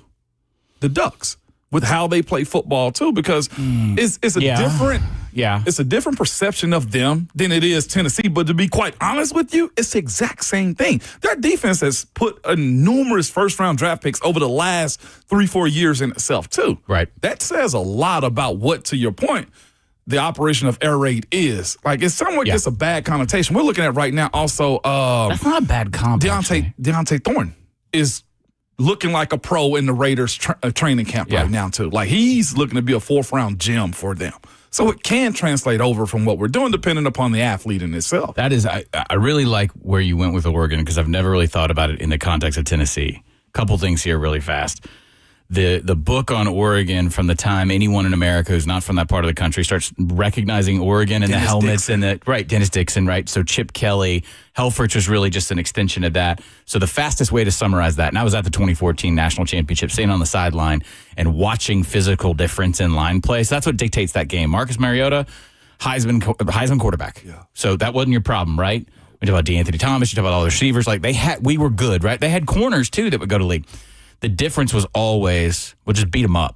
Like I talked to Fickle. I'm trying to remember. Tom Herman was the OC for that Ohio State team. They just said, look, they're a really talented team. And by the way, they said this after the fact. Yeah. Right. We just knew we'd win this thing 2.5 at a time. Just lean, beat. And honestly, when they got there, that iteration of the Oregon offense looked hapless because those D linemen, it was like they were starting 18 inches over the line. Yeah. That was the advantage. So I'm going to do this fast. Go all the way to Mario Cristobal, who definitely has his shortcomings as a head coach, but brought that Alabama offensive line assistant mentality to recruiting the line to a place like Oregon. Combine that with the culture of college football. We're a national sport now. You got those bodies up there. Tennessee could get those bodies, right? You know this. Going all the way back to Fulmer, like offensive line to a place like Tennessee or a defensive line was not a problem historically. Right. But when you hired Heupel, the idea was, well, they're going to be light in the rear end. It's going to be that extension of UCF. I think you arrive just as a shorthand when you have a finger quotes offensive gimmick head coach. Yeah. And all of a sudden you're like, man, that front seven, that's the defining characteristic. Yes, sir. Yeah. Yep. And that's kind of what's happened at Oregon. Yeah. Like Will Stein's a great OC and he's on his way to being a head coach. But right now, man, Dan Lanning has a defense brain culture in that team. They like to fist fight you now, which is not something you used to ever say about Oregon. You mentioned that too. That's what USC's attempted to do this offseason also with the pictures of bulking up. Yo, I like them a lot. Rob, I mean, the Ryan brother thing is like, he's insane, whatever. Like, he's an Instagram kind of thing. But shout out, does Rex still live here? Shout out. I saw him down one time. Okay. All right. Shout out. Nothing against them. I think Lynn is a really good coordinator, but we were a year early in hyping it in the media. Right. They had to get bodies in. And I'm not saying it's like Pete Carroll era, where he owns Southern California, where he went into all the South Central high schools, where it was like modern day plus all the athletes from, because Southern California has changed a lot as a recruiting culture because it has to do with economics, California, yada, yada, yada. I would watch out for Southern Cal being significantly better on defense. No idea what Lincoln's going to do on offense. I think a lot of questions there. For sure. Yeah. They're an interesting one, too, because they led in the fourth quarter of all of their losses last year. Go back to that Notre Dame game. Yeah. Right. Not scared. Yeah. Not scared. No, not at all. Still have some questions about Lincoln as a true program leader. Right. Like in terms of like an executive mindset guy.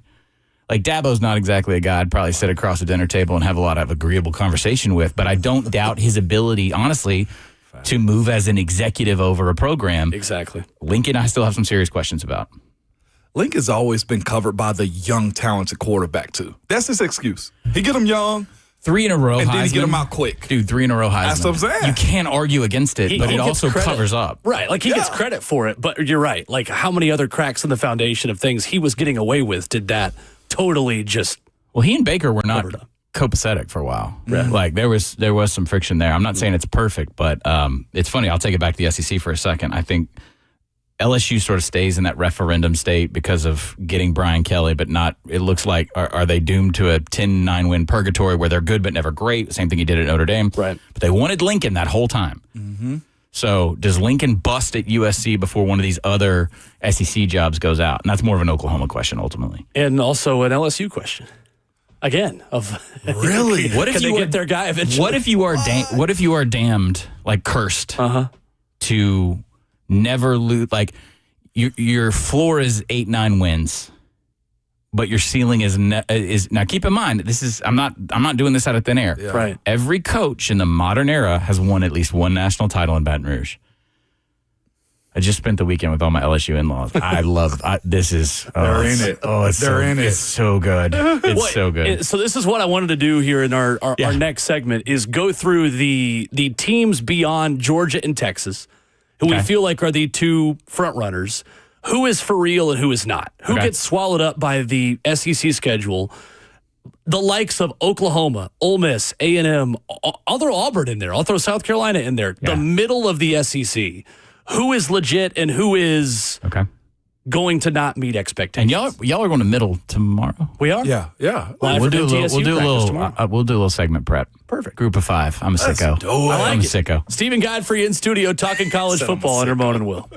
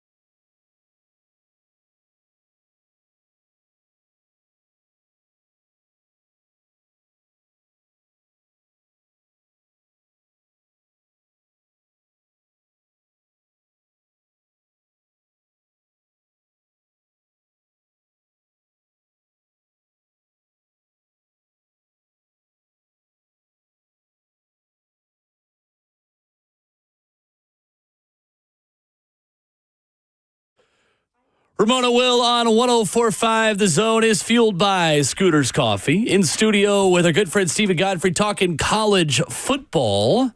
Ramon Foster and Will Bowling. So there's Georgia, there's Texas, and then there is everyone else. Is that a fair characterization, Stephen Godfrey, of SEC football in 2025? There's Georgia, there's Texas, and there's everybody else. Yeah. Is that what you just said? It is. Yeah. Are you trying to get calls into a segment from Bama people? Or So I don't disagree. That's my first question. Or was that like a Freudian thing? So or?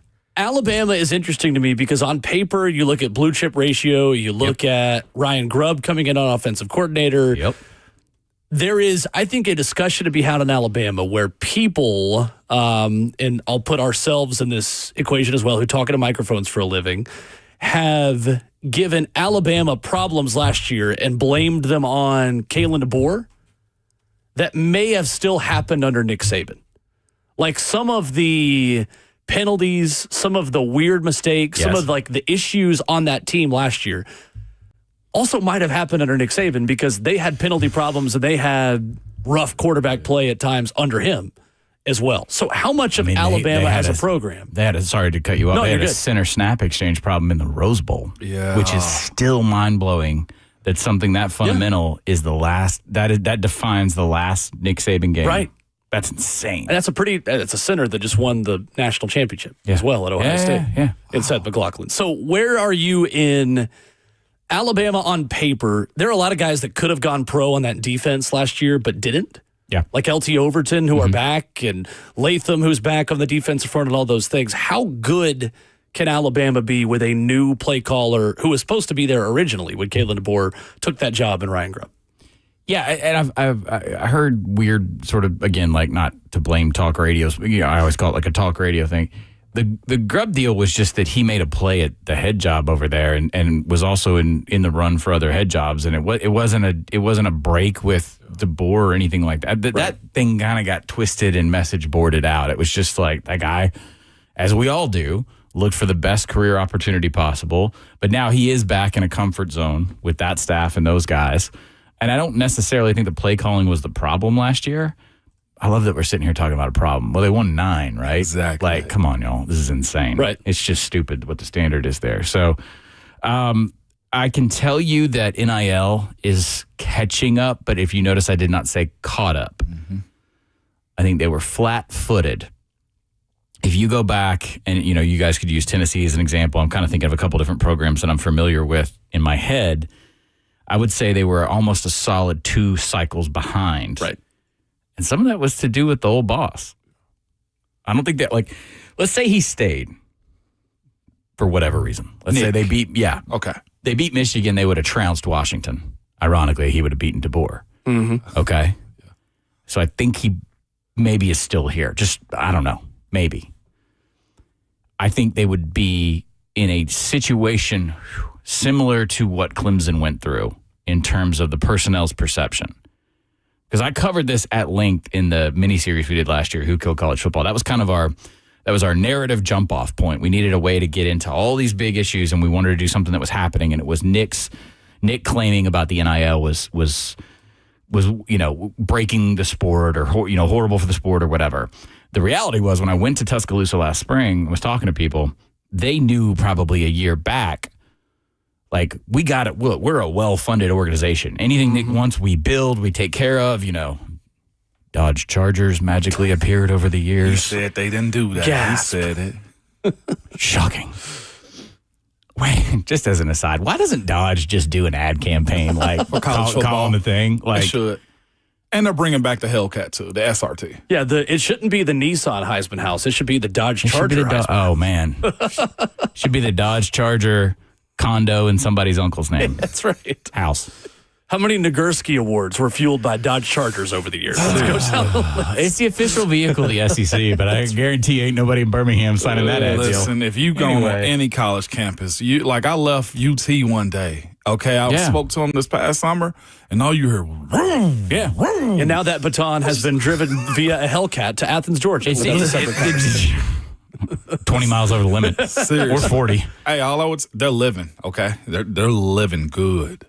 It's like if you are from anywhere in the rural South, it's in your genetics that if you see a Challenger or Charger, you just like, it just turns the head. It's weird. 100%. I'm not I drive a Pacifica. That's a minivan. And every time I see a Charger, Challenger, Hellcat, I'm just like, I could do that. It's a lot of horses. I could do. Hey. I'm always like talking to the driver, like, what's up, man? Anyway, where were we? Oh, Bama. Yeah, that's right. Oh, Bama. If they can exercise the patience that DeBoer deserves after a 9-win debut, I think you're starting to see NIL helping that retention. Right. Okay. If you give Grubb a year, I think you're starting. Now, the original question was, are they in that sort of upper echelon? This, to me, and I'm not trying to stoke anybody to call in either, is a little bit more of like, how confident are you in Georgia? Okay. The most complete program, yes, it is Texas. Right. I can also give you 15 minutes on I can ask you questions about Texas and would not make you feel great going into Columbus, but still on paper, we're here. I have legitimate concerns about the evolution of Georgia's offense. I've said this 1,000 times on every radio station, podcast, whatever, all the different things I do. I wrote 3 different Washington Post columns about it, which that audience, believe me, that's a bunch of Beltway, Michigan nerds, but I do think that Georgia is in a situation where it is the first era of the Saban run in Alabama where he was forced to evolve. I've talked about this on the show before. Yeah. But Kirby, look, his bros are in there. Look who's calling the plays. I think they're going to pay for it eventually. The excuse from Georgia last year was we were injured at the quarterback position. And dropped passes, right? All those things. My response to that is look at the Ole Miss game. And then you could see the lack of creativity on offense finally catching up to them and costing them. And here's why. It's because last year on the other side of the ball, they did not have NFL. They did not. It was a good but not as deep defense, and they needed more creativity out of offense. Now, so you are asking who is the upper middle class? Right. The beauty of this season is I couldn't, I've got the list in front. I couldn't feel really confident. I could tell you LSU, okay? I want, for some reason, to tell you A&M. I'm very bullish on that. Right, we talked about that last week. Yeah. I can see more problems than I can see solutions in the middle class. Okay, so immediate problems, Ole Miss. I think this assumption that he's just that he has God touch on every quarterback. Yeah. This kid is not the kid before him. And the one drive against Georgia that Austin Simmons had when Jackson Dart briefly had to go out for a possession, and he goes and scores a touchdown, has set expectations based off of literally one drive. It's idiot juice. I'm buying it. I'm taking the bait. But that's what we do. That's what we do. Calculated risks. Florida, I would like to tell you, okay, because they seemed at their most complete in the back stretch. Right. Okay. I would like to tell you. In fact, I would. Let's do Florida and A&M. Okay. And with Bama, I'm not trying to create 90 tiers here, but there's Bama in between elite and everyone else, and then the upper middle class. Let's say it's A&M and Florida. I don't feel good about anything I'm saying that's upper middle class at all. Everything else feels like we've got serious potential damage. What about Missouri? They are really interesting. I think they are one of the least discussed teams, A, because it's Missouri in the SEC, and B, just because of how much they lost on defense.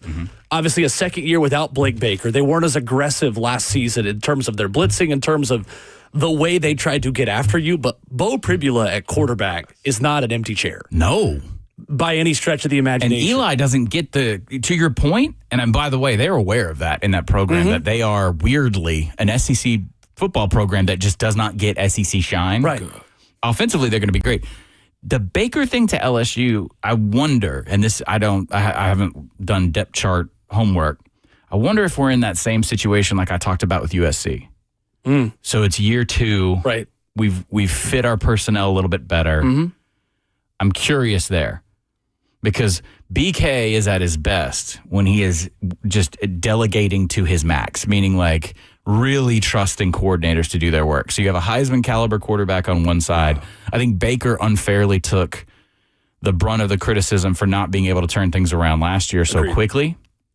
It did seem like, and this is where I am comfortable, I have never been a coach. I have not played college football. I'm not gonna be one of these nerds from social media being like, well, what he didn't do was drop the backer. It looked like There was a lot of, and it's okay to ask questions, y'all. This is how we all learn together. Yeah, no it doubt. looked like LSU was not fit for some of that 3-man front stuff they were doing last year, or as we all know, it takes more than a year, I think, for a defense to be comfortable and install at the collegiate level. If you are changing this game, I've always said college defenses are dumb. I don't think we understand how exposed they are. But elite athletes, to your point, is what carries you over the top to make you that much better. They couldn't stop a mobile quarterback last year. Like, if you were playing 11 on 11 on run game, you were going to beat LSU. If 104.5 The Zone was in Baton Rouge or whatever, the thing y'all would be tired of talking about right now is how Perkins was or was not utilized. Yeah, for sure. With the hype that he had going into last season, absolutely. He had Clowney level expectations. Yes, he did. And he wasn't supposed to still be here. No. On that roster. Great point. No. Absolutely great point. So, upper middle class-ish. Sure. This is me hedging because I don't want to act like I know. I feel like this is the time of year where people in the media get the most confident and the most stupid. Now, identifying problems, much easier to do. I'm looking at you, Oklahoma. Squared away. I'm looking at you, Kentucky. Squared away. Well, because Bob Stoops doing what he did with Mike Leach is not too dissimilar from what Brent Venables has done with Ben Arbuckle, right? At Oklahoma. Oh, I think it's a couple of decades later. I think that if you're an OU fan, you need to look into the kind of renovation. You know what? You know where I'd go? Yeah. To look and Western Kentucky. Oh, okay. Western Kentucky has done this like 3.5 times. We're going to bring in the OC. And we're going to bring in his quarterback and 1 or 2 of the transfers. Since the transfer portal has existed in its mind, go look at what WKU has done. Really? With programs like Houston Baptist. Yeah. Where hey, these guys are 77 a game in FCS. Grab them. Wow. Washington State has done this. Western Kentucky has done this. It is not uncommon. So did Vandy, by the way. This is not like it's unheard of. Yeah, exactly. So Vandy is one where I'm always sympathetic. It's hometown, live down the street, all that. I am curious. You want to talk about Vandy for a second? Let's do it. My in-laws were like, oh, we just assumed we were going to the LSU Vandy game and they hadn't bought tickets yet. Ooh. Have y'all looked at Vandy home tickets for SEC games? Yeah, right. It's crazy. Hey, times have changed. Uh-huh. Yeah, right. Is that a reflection of all of the tourism nonsense in this city, or... which it can be a yes and here, or is it the floor is raised on West End, has been risen? Gooding. I went to Ole Miss, whatever. Is it all of those things? And it's a nicer stadium where you feel like if there was a fire, you're not going to be trapped in fear for your life. Like, and I'm joking, but I'm also being serious that there's actually like an ingress and egress out of that place. All right, I'm going to try and tell this story. Okay. But it does involve one word that it will lessen the story on air. Okay. LSU 2019 National Championship game. I was in the press box at Vanderbilt. No construction has been done. We all remember the beautiful confines of Common. And actually, Ramon, this involves a visiting team. I don't know if you ever went through this specifically. Yeah. The visiting locker room at Vanderbilt. Boy, Vandy loves it when I tell this story, especially on the large radio I've been station. there underneath the little canopy or whatever it is. Yeah. Okay, you know where I'm going. Uh-huh. So LSU destroys them. This is a national title year, right? We're humming. Burrow's doing his thing. All of the media there, we're there to catch LSU. So we're packed into that tiny little room, the like post-game media room. Yep. But there's a door to the visitors' locker room that is graded like an old high school. You know what I'm talking about? Has that graded venting. Absolutely. And one of the DBs, I know his name, but I won't repeat it on the air, for LSU, is walking by in a towel. And there's like 100 media waiting to talk to Ed and Burrow and Chase and all those guys. And he just, you hear him walk by and you go, man, this is some prison. And like everybody in the media, and all 3 of Vanderbilt's reps, like their media guys, just look at me, and I like with this impish grin raise the phone, and I'm like immediately transcribing that. And so I was the first one out with it on social, because there's a bunch of guys like, wow, he swore I won't put that on social media. I was like, I will. And I had someone at Vanderbilt thank me for that months later, because it got enough traction and play for them to say like, hey man, we've got to pick it up. Facts. Now, I don't want to pick on Vandy because I like Clark a lot. I like everything they're doing. I have a lot of sort of sentimental pull for those guys because it is like, I mean, they're up against it. What do we actually think about the football part of this? What is repeatable about last year? And I'm asking. There are things I like. There are obvious deficiencies. And then how do we sustain if we are going to be 6-win floor Vanderbilt now? Right. I don't know. I'm asking. I'm pulling for them, but it's not an easy schedule. Mm-hmm. They're going to catch hell going to Virginia Tech because Tech was legit embarrassed about that game. I know that staff pretty well. Oh. And so if it's a 4-win Vandy this year, are we just going to deflate? Northwestern has this problem now. Fighting that. Yeah. So I'm very curious about them. To your point about the price, though, that LSU game, I looked just to see on that one. That one was $214 to $535 a ticket. That's the range for a Vanderbilt football ticket right now for the LSU game. That's October 18th here. Now, if we were sitting here talking about Tuscaloosa, Knoxville, Athens, we wouldn't react that way. Right.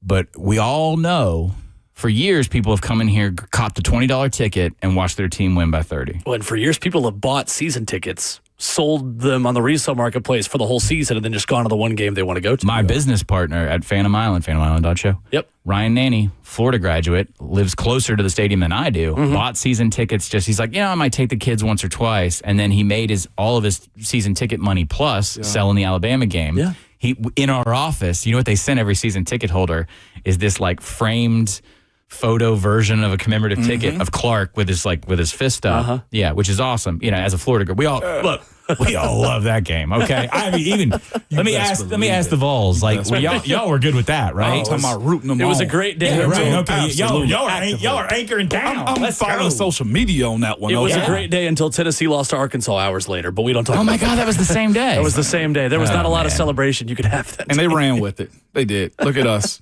carrying goalposts. Look at you guys, you bums. Yeah, they gave it to us. To their same point about that Tech game, though, too. The ticket range for that one is $60 to $270 plus a ticket, though, too. That's the in Tech Blacksburg. game. That's in Blacksburg. No, that's here. No, Last year was here. Last year was- at Blacksburg. Yeah. Never mind. I don't know who their other. I know LSU's here. I don't know who the other heavyweights from the league are. They go to Texas. Yeah. And coming here, LSU. it's real time. Missouri is here. Okay. Not going to be as. I'm not trying to slight Missouri, but Yep. they don't have that traditional SEC invasion. Now, I think some of this, and I don't know if this is a compliment or what, or if I'm backhanding to Vandy. I think some of it is like, as someone who spends a lot of time in the Nashville airport, it's just that this city has become, white girl Vegas. Like, and it just never stops. But and people are like, God, let's do a pedal tavern before we watch Texas. Like last year. So some of it is just a lot more people want to visit here, I guess. The SEC's second biggest fan base is also here. Who's that? Auburn. What is that? You grew up here. I've lived here. Next summer is 20 years for me. Why are y'all here? I've been here for 28 years in a week, and I have been everywhere. trying to figure that out myself the entire time. Every school my kids have been in, the parents, it's worried. Godfrey, I have people from... It's a sleeper cell. It's alarming. I have people from 3 or 4 different walks of life, like church friends, school friends, elementary school friends, then switching to middle school and private school where I went, like in high school.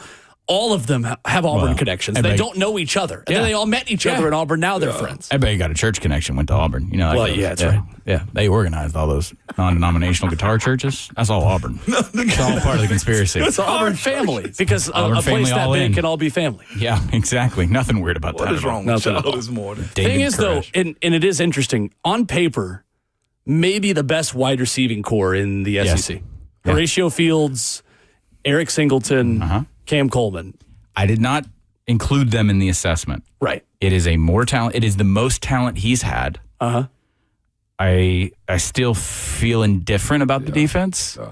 The offense should be that probably a value like a 1.5 win valuation up. Yeah. Especially some of the games that they've lost because of the quarterback play specifically. Right. If they are at 8 wins this year, are we being the Auburn family, are we good? I'm asking. It's a great question, because I can make fun of him for 2 hours, but I'm asking, like, I know where his buyout terms are, and I know what the agents are saying. This is the make par year, right? And then next year is the shuffle loose the current situation. I'll answer the question for unless John Summerall is really winning at Tulane. True. Is one of those 8 wins Alabama? Oh man, because where's the game? That dictates all of it. Where's the game? This year, that is in, I believe, Tuscaloosa. Yeah, so probably not. No, it's in Auburn. It's in Auburn. If he beats DeBoer at home, 8 wins with an Iron Bowl win is a lot different than 8 wins. How much without is an he Iron golfing in October? I guess That's a great question. Yeah, when you said make par, that's what I was thinking of right there. Let's do a little. Are you implying that I was making fun of Hugh Freeze? Yes, I was. Gasp. That's the same gasp we have to the fact that Alabama players have Dodge Chargers. Coming up, G5 Radio with Stephen Godfrey, the part that he's probably looked forward to the most in this hour. D-Mace. Coming up next.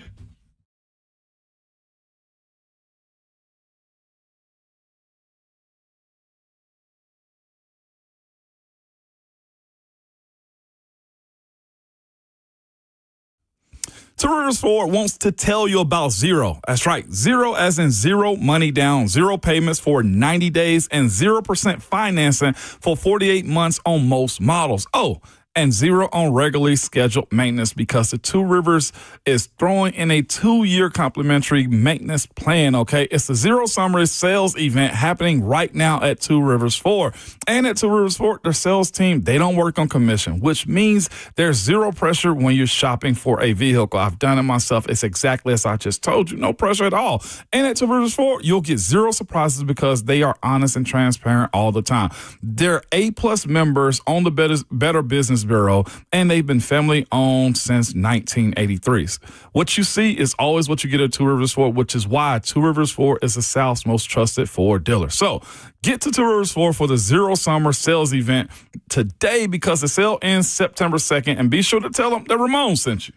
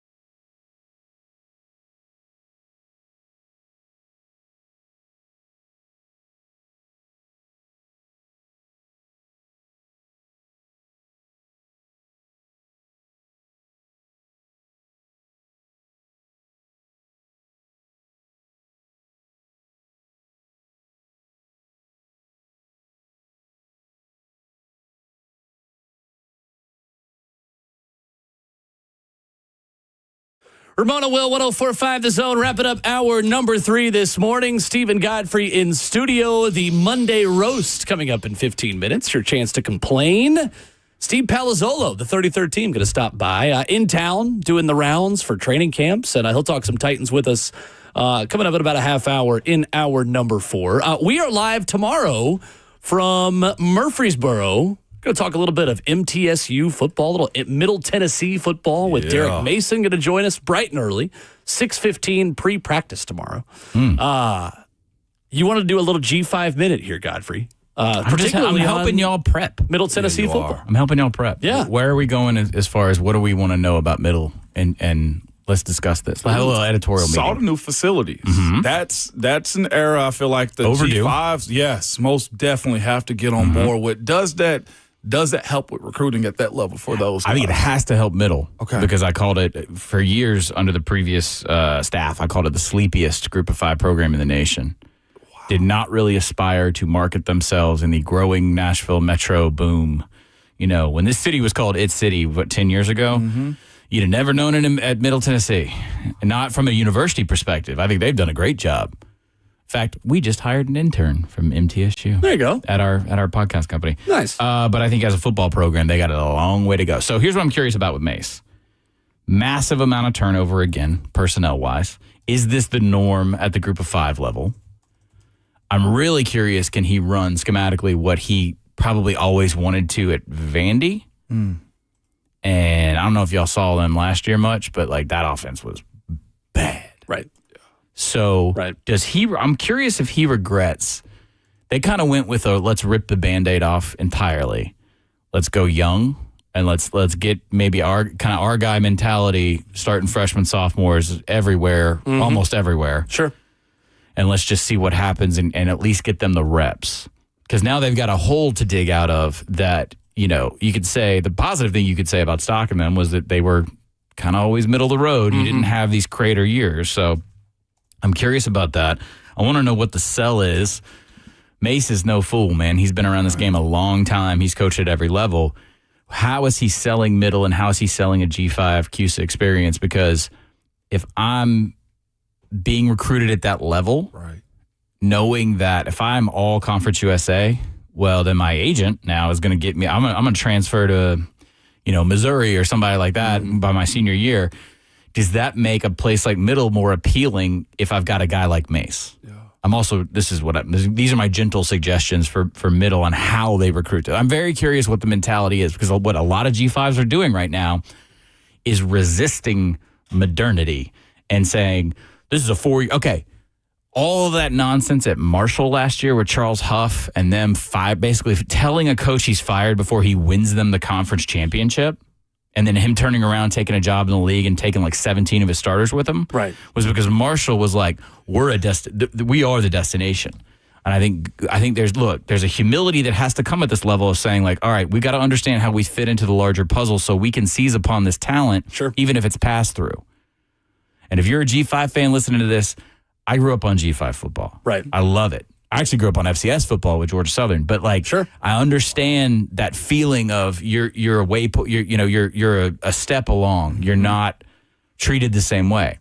But if I'm the recruiting coordinator at Middle Tennessee State right now, you got to find something that distinguishes you in this market. And I'm really curious what that staff is saying because this is not the year we say, "What do you got?" I think it's a year 3 situation. Mm-hmm. But, man, they have turned over a lot on that roster. They have. And I think to me, and talking to coaches in different sports about this, like there is still a benefit of who can we recruit that now the big guys don't have room to get because of the portal. And this is where the growth of, and I know I'm maybe biased because I'm in it and I've called a lot of high school football in the state. High school football in the state of Tennessee has come a long way in 10 years. Yes, it has. A longer way in 20 years. The guys that Tennessee and even Vanderbilt at this point don't have room to take anymore. Yeah. Who grow up in Middle Tennessee and want to be Vols or Commodores, but now can't because Vandy's going to get a tackle from Liberty and turning him into an interior offensive lineman.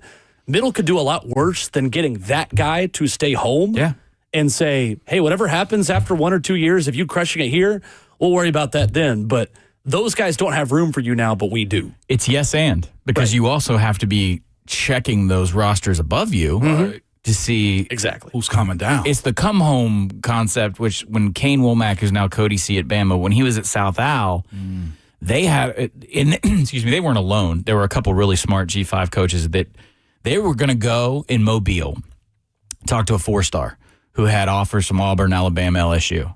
And they were going to go all the way, as much as they could budget that time, knowing we're South Al. Right. You are not coming here. But you get there, they change coaches. You don't like the coordinator. You want to come home.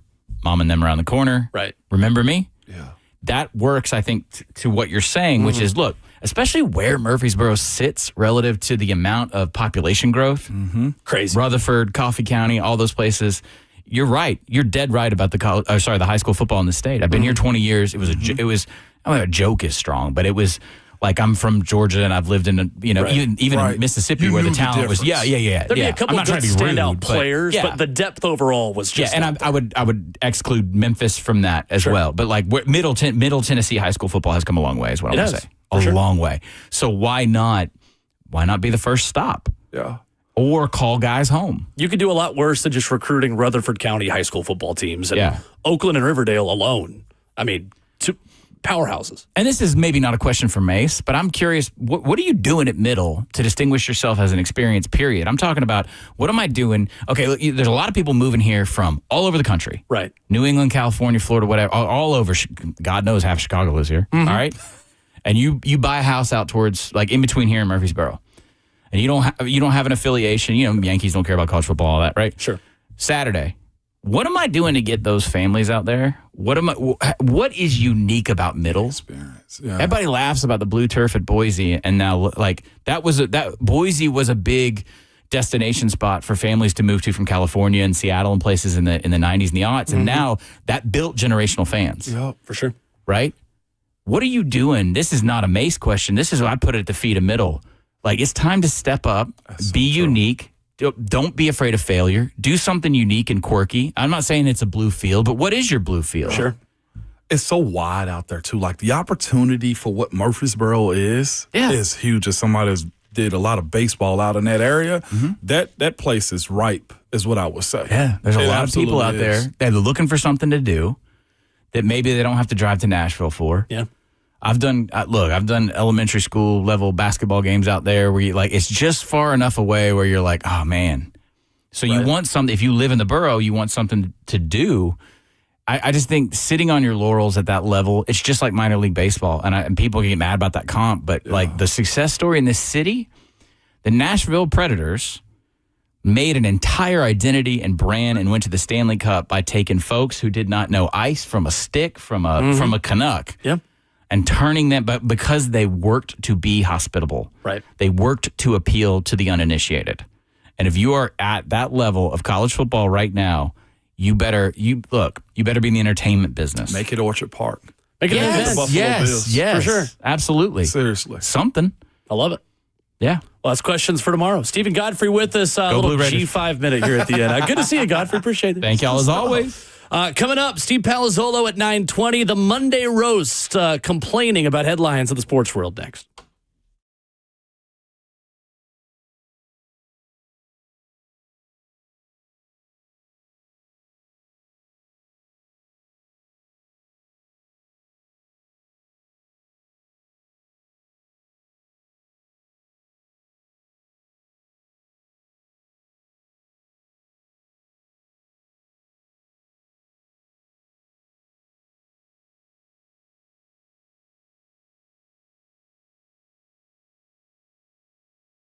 Get ready to buy like a dealer buys at Genesis Diamonds, man. Starting this Saturday, you get insider pricing on all GIA-certified diamond rings, 20% off. That's an extra 20% off Genesis' already ridiculously low prices, okay? And this year, all lab-grown diamond rings are included. So you can choose a lab-grown or GIA-certified natural diamond and get 20% instant savings from a half a carat to 20 carat.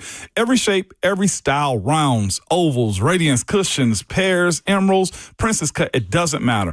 All handcrafted and set to perfection in a gorgeous Genesis setting. This is Genesis' most popular annual event, okay? Smart buyers know the value doesn't even get anywhere better than this. Better hurry. This is a limited time offer, and it starts this Saturday morning when the doors open up. Genesis Diamonds makes getting the most perfect ring more affordable than ever. So don't be surprised to see other jewelers scooping out the incredible deals that are at Genesis. It's the Genesis Diamonds extravaganza, okay? An extra 20% off stunning GIA and lab-grown diamond engagement rings starting this Saturday only at Genesis Diamonds. See store for details. Max out on credit cards, struggling with high interest debt? You could pay it all off in days with Loan Pronto's Rapid Equity Loan. Hey, it's Will Bowling. Get cash out now without touching your low-rate first mortgage. No appraisals, no waiting, no BS. The Rapid Equity Loan program at Loan Pronto is amazing.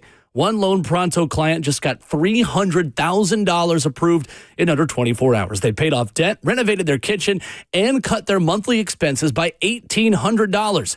That's a huge turnaround. Loan Pronto, instant approvals, low rates, no hard credit pull up front. Listen, your home equity is yours, so use it. Get cash to consolidate your debt down to one easy low monthly payment.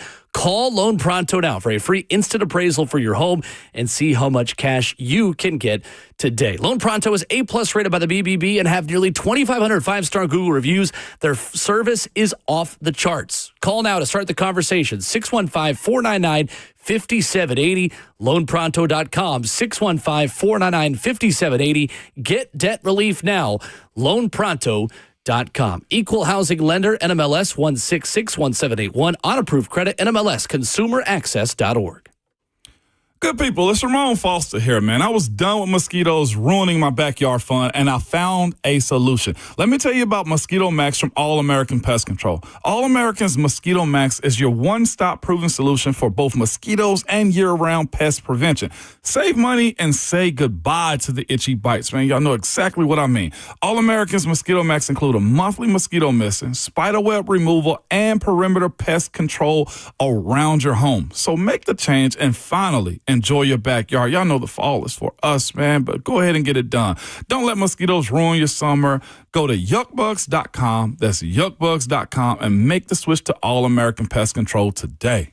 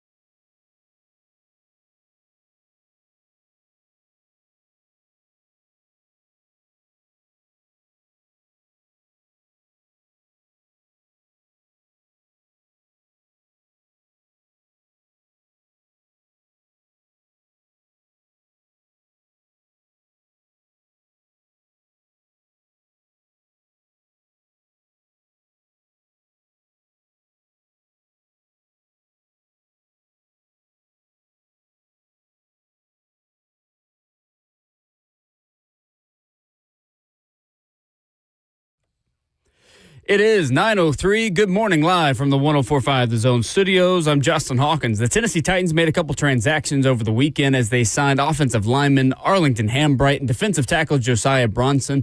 In corresponding moves, the Titans waived wide receiver Ramel Keaton and defensive tackle Devontae O'Malley. It's officially game week for the Tennessee Titans as they play the Tampa Bay Buccaneers this Saturday. You can, of course, tune right here on 104.5 The Zone all week long to get updates and previews for that one. In other NFL news this morning, defensive lineman Austin Johnson is signing with the Jacksonville Jaguars. Johnson was the Titans' second-round pick back in 2016 and has also spent time with the Giants, Chargers, and was a member of the Buffalo Bills this past season. And a rain delay on Saturday after the first inning didn't stop a Major League Baseball record of 91,000-plus fans in attendance for the first regular season MLB baseball game in Tennessee at Bristol Motor Speedway for the MLB Speedway Classic. The game resumed play yesterday and saw the Atlanta Braves capture the 4-2 win over the Cincinnati Reds thanks to Braves right fielder Eli White's 2 home runs. For all your foundation repair and waterproofing needs, you got to go to USSTN.com. Breaking news at once on your home for the Titans and Vols. This is 104.5 The Zone.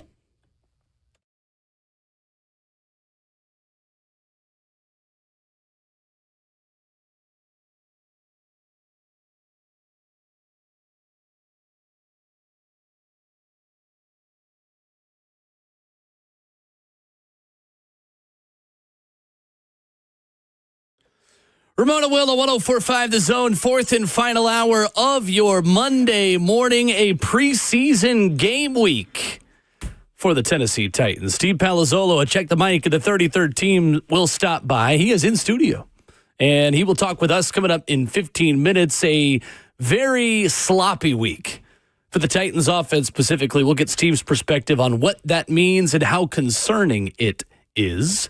Justin Hawkins makes the show happen. Ramon Foster in the building. I'm Will Bowling. Your chance to complain over the next 15 minutes. 615-737-1045. Who in sports deserves to be roasted? Yes, it is time once again for the Monday Roast.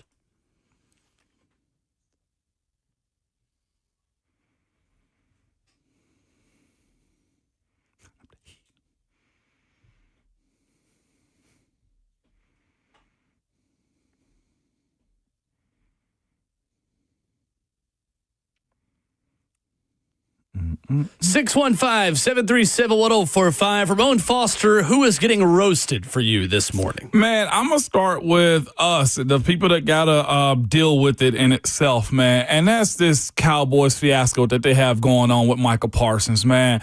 It is by far the silliest money grab I think I've ever seen from the Cowboys' perspective more than anything. I feel like we're watching a soap opera right now. We got some people saying, pay Micah Parsons, sell the Dallas Cowboys. That is by far one of the silliest things ever, man. As it pertains to what they are doing, he's not going. Stop buying into the storyline. Pay Micah Parsons. For all the people that want to play that game, boom, roasted. That's just not real. Roasted. That's no real drama right there. So Micah and Jerry, I got another quick one too. I think real quick, by the way, the Micah Parsons thing, it does feel a little more personal than just your run-of-the-mill contract negotiation. You think so? Okay. I don't know. The notes app from Micah, maybe I'm taking the bait that his agent wants me to take, Understood. But that doesn't feel like normal posturing from a player. It feels like he is legitimately done. I want to believe that, but having Jerry said to the fans of Cowboys, don't lose sleep over this. I think he likes his gamesmanship. I think he loves the drama. He does. The impressions that they've got is probably $50 million worth of production. You know what I'm saying? The publicity is how I'm looking at this situation. I just think it's silly because, to be quite honest with you, until players start saving money in the offseason, there's no leverage to be had. You either lose $50,000 a day or you stay in camp and look at the guy every single day that you don't want to. So right. I think it's posturing. What else you got? And this one, I'm not sure if I hit on it or not last week, but it is Gilbert Arenas. His legal issues right now, Jarvis Crittenden has to be the happiest man alive because with the gun fiasco that they had in Washington years back, to see Gilbert Arenas also in an illegal gambling ring with some Israeli mobsters has to be one of the craziest stories ever. Enough. So on behalf of Jarvis Crittenden, whose life was ruined by his own undoing, but because Gilbert Arenas from the documentary I saw on Netflix somewhat incited this pathway for him, boom, roasted. The rabbit now has the gun. Roasted. Fair enough. I was quick on mine. That's about all I got from this past week. Justin, what you got for us? Yeah, I got a couple. Let's start with, so the Hall of Fame enshrinement was this past weekend, and Jared Allen did his famous calf roping celebration, and he ripped his pants. A fun moment turned, now he needs new pants. So boom, roasted Jared Allen. Even though it was a cool moment, he needs new pants. Boom, roasted. Even just the person who makes Jared Allen's pants, you're roasted. Yeah, right. Jared Allen's tailor having a rough Monday. I can't believe he did it, man. Like, bro, you got to get the stretchy pants these That's days. what I am so afraid of every time I go to a wedding. In fact, I'm going to rip my suit pants. Don't do that. Haven't done it yet, thankfully. Please don't do that. He did a good job of playing it off, though. He did. So the other one is going to be Tyreek Hill, who came out in the media over the weekend where he was talking about third and short yardage opportunities for the Dolphins offense and saying that, I don't know if I'm pronouncing it, Devin Achane. Devin Achane, who does not need to be on the field in third and short, saying that he's not a power back and that Jalen Wright, who's the backup running back in Miami, and that he should be the one that comes in on third and short. Well, Mike McDaniel came out and he said, we didn't really appreciate what he had to say. So here's what Mike McDaniel said in response to Tyreek Hill's answer.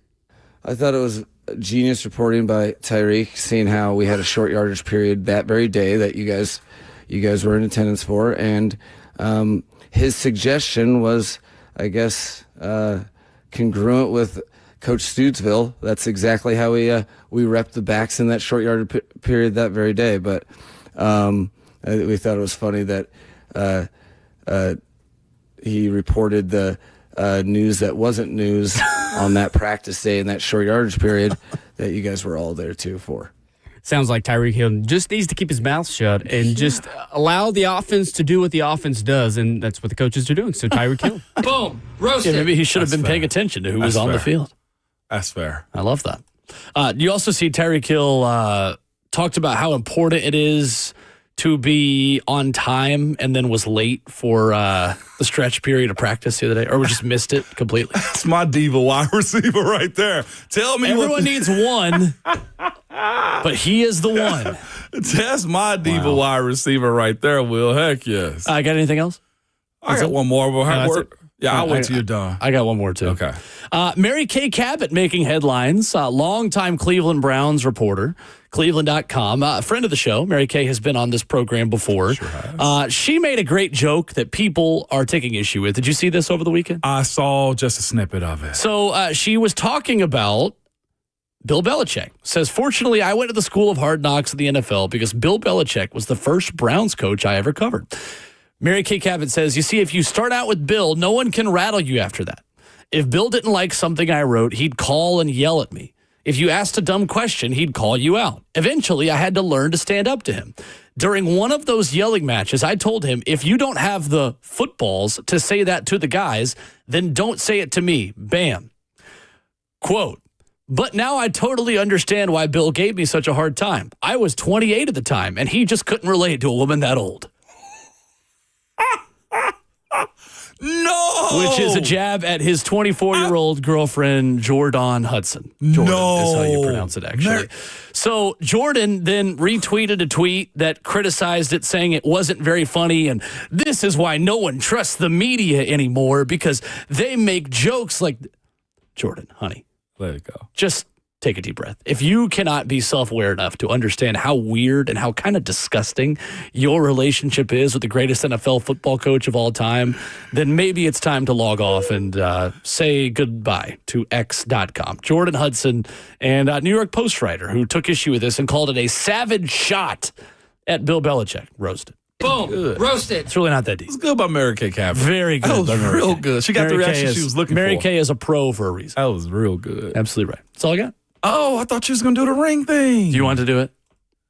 Yeah, I'm going to be real with y'all. We just had a nice conversation about Vanderbilt football. We took one step forward. We might take two steps back. Vanderbilt football released a picture over the weekend saying they have rings for winning the Birmingham Bowl.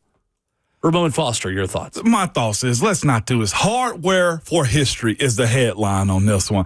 The rings look like Super Bowl rings is what I'm telling you for the Birmingham Bowl. Y'all, I'm all for the idea of commemorating a season by doing the right stuff and saying, yeah, look at the accomplishments we had. But a ring for the Birmingham Bowl, not even a New Year's 6-day bowl, not even stop is where I'm going to go. I don't want to disrespect anybody else further is what I'm getting at. Not every situation. This goes for youth football. This also goes for the travel baseball circuit and everything else. We don't need the rings. The rings are meant for real championships is what I'm telling you. Vandy, I get it. It's been a while. Okay, on the football side of things, and you did a great thing this year by beating Alabama. Let's go, Doors, okay, in this situation. But what I'm getting at, I know Will raises eyebrows. Do not do that, Will.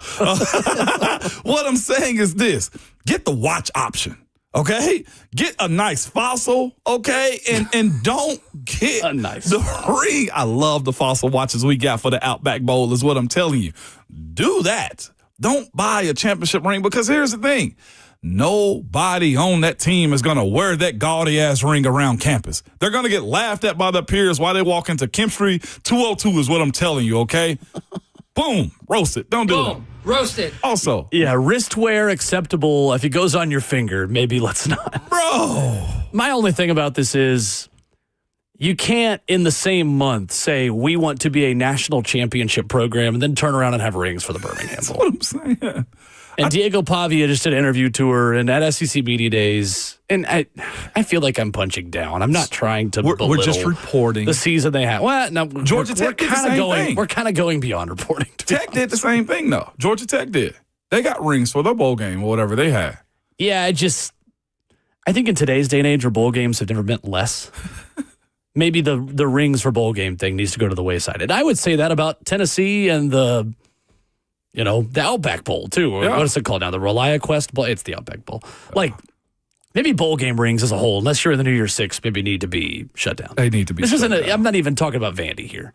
Like, I would criticize Tennessee if they did this, too. Absolutely. We would have to put them up on the wall for that one, 100%. Also, I'm with you. Speaking of shutting down, let's shut down all sporting events at Bristol. What? Yeah. Oh, you didn't like the Speedway Classic? They were out there serving hot dogs without buns, chips. Yeah, they did. They ran out of food apparently before first pitch. Yeah. That's pretty rough. Boom roasted, man. That's pretty rough. Playing accordingly is what I would say. Like 80 or what was it, 90,000 people? It was 90,000 plus, yeah. It looked awesome. I watched all of it. I thought it was going to be further away from the field, but it actually looks like they kept it within reason as it pertains to like the crowd that was there. It looks great to us because we weren't there. Also, we weren't stuck in the traffic afterwards because from someone who went to the battle at Bristol in 2016, I feel like I'm still stuck in traffic. That's all I've ever heard is like how to get in and out of that place. Woof. The looks of it is perfect. Oh, gosh. Okay.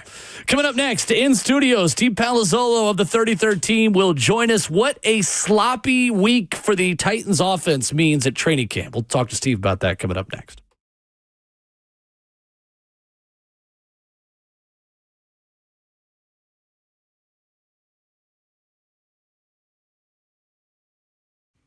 Did you know that up to 50% of the air you breathe in your home comes from your crawl space? Well, have you ever looked in your crawl space? I get it. Most of us don't even want to know what's in there, but moisture in your crawl space can create unhealthy issues that can make their way into the air you breathe every day in your home.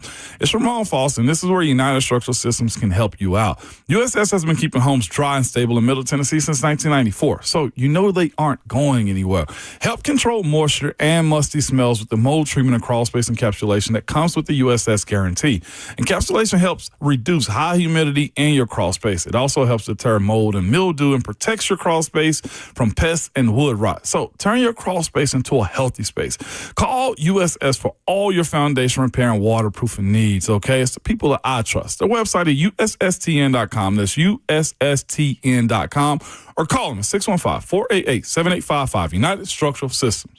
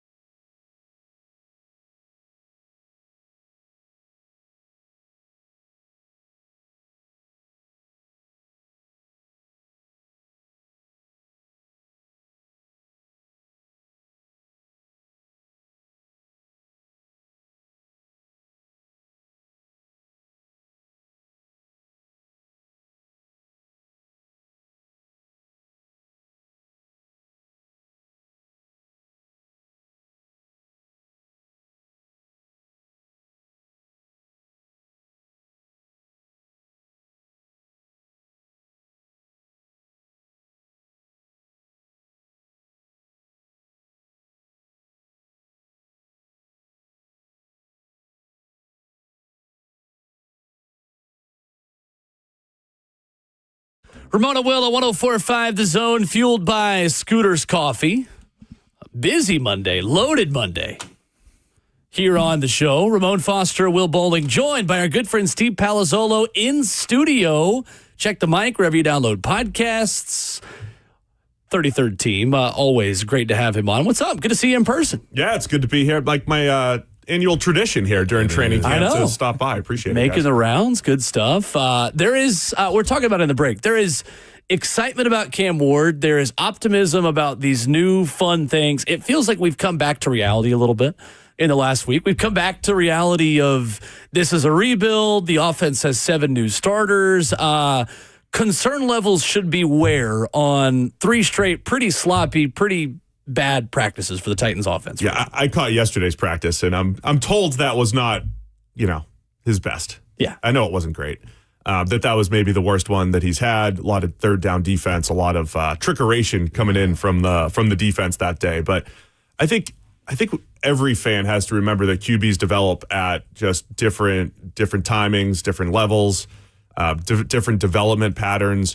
And I mean, I can remember so many quarterbacks who, as rookies, just looked like they were a little slow looking through reads. They were not seeing the field. I'm thinking like Carson Wentz right off the bat with the Eagles, but I'm thinking of guys who figured it out eventually. Carson Wentz, Jimmy Garoppolo, who's got one of the fastest releases in the NFL in the last decade. His first couple of years with New England, you saw him just taking sacks and not seeing it. And those are guys. So I'm thinking of guys who came out of it. And so that was kind of what I saw from Cam Ward yesterday. I'm like, just a tick slow, seeing it, vacating backwards through the pocket, some of the stuff that he showed at Miami. So patience from the fans is needed, especially as training camp ramps up. And they did challenge him with a lot of crazy looks yesterday. Right. That's the thing we're trying to parse through is what is the divide between these are regular early August problems that are happening everywhere, and which are the problems that are going to be specific to the team that earned the number 1 overall pick and was the worst team in football last year? Because we don't know how good this defense is yet relative to everyone else. We think it could be decent, maybe on the top level. Depth, a separate conversation. But that learning curve, Steve, of going from, hey, the timing is decent in red zone 7-on-7, or knowing when the ball's going to come out in, scripted stuff, where you know what you're getting from both sides of the ball. But then you throw in situational, you throw in third down, you throw in backed up on your own one. How long should that take? Like, at what point do we start to become a little worried if the process is not progressing for Cam Ward in this offense? Maybe a year or two down the road. I mean, that's why I'm saying, we might not know. So there's reports with Justin Fields, in Jets camp, and a reporter will say, Fields, throwing the ball pretty well, but still working a little slow through reads and this and that. And it's like, all right, that's been 5 straight years for Justin Fields. That's just kind of how he has played. He has not played on time that well, and his strengths and weaknesses haven't changed. Again, at other points, you could see in young quarterbacks like Jordan Love a couple of years ago, it was like a switch flipped 8 games into the year. I think the halfway through the year marker, it's not always perfectly clean, right? We always look, I joke on our show that players aren't like Madden ratings, where like year 1, you're a 78, and then you're an 80, and then you're an 82, and then you're an 85, right? You don't perfectly progress in this linear fashion. So it doesn't always work out perfectly, but I'd say by mid-season, if he's playing all these games, he takes his lumps, and then you start to see signs of life. That's one scenario. I mean, he could go out there and ball out. I remember Cam Newton. I thought Cam looked a little overwhelmed in his preseason action in 2011. They were coming off the lockout and everything. He looked like unpolished, not ready to go, and he goes out and throws for 400 yards each of his first 2 games. So who knows? On the other end, we had Zach Wilson a couple of years ago, had one of the best rookie preseason games I've ever seen. I'm like, this dude's ready, and he hasn't played as well as he did in that game ever. So, man, I don't know what to do with all this information other than, hey, let's kind of wait and see. But I think by week 8, you might have an idea. If you start to see progress, that's a good sign for Ward. Joined by the 33rd team, Steve Palazzolo, this morning talking Titans. With that being said, Steve, there's been the conversation of the coverage of Cam hasn't been like the former first overall picks and stuff like that. From you guys' perspective, who cover the entire NFL and do a lot around this country with sports, what is Cam Ward to the Tennessee Titans from your perspective now that you've seen him? What is he? It's really important because I think the Titans are in a rebuild, right? Like, let's not forget that. And they should have been in a full rebuild 2 years ago, and they were half in and they were half out, and so it's a delayed rebuild, and they're sitting there with the number 1 overall pick, and we're 2 years removed from the Bears getting a massive haul for that number 1 overall pick for Bryce Young, and so I'm sure that went through their head. Hey, what if we trade this pick because we're in a rebuild, because we don't have a great young nucleus relative to other teams. We did get set back a little bit by probably trading for L'Jarius Sneed and signing Calvin Ridley, some older veterans that are just they're fine. They're going to help the team, but like mismatch with where the team probably wanted to be going a couple of years ago. I'm sure they debated whether or not they should be trading the pick and say, hey, this is a full reset. But they went with Cam Ward. And so that's important, right? They stacked up Cam Ward versus multiple first rounders in the future, next year's quarterback class for whatever it's worth. There's no slam dunks, but there's 6, 7, 8 guys already getting first round hype for next year, including Arch Manning, right? Garrett Nussmeier, Lenoris Sellers. I mean, there's plenty of players. So I think they were really able to debate that. And the fact that they went and said, no, Cam Ward's our guy, even in a year where we only have 2 picks in the top 100, I think, going in before they traded. I thought that was a big statement there, saying we have to get our guy right now.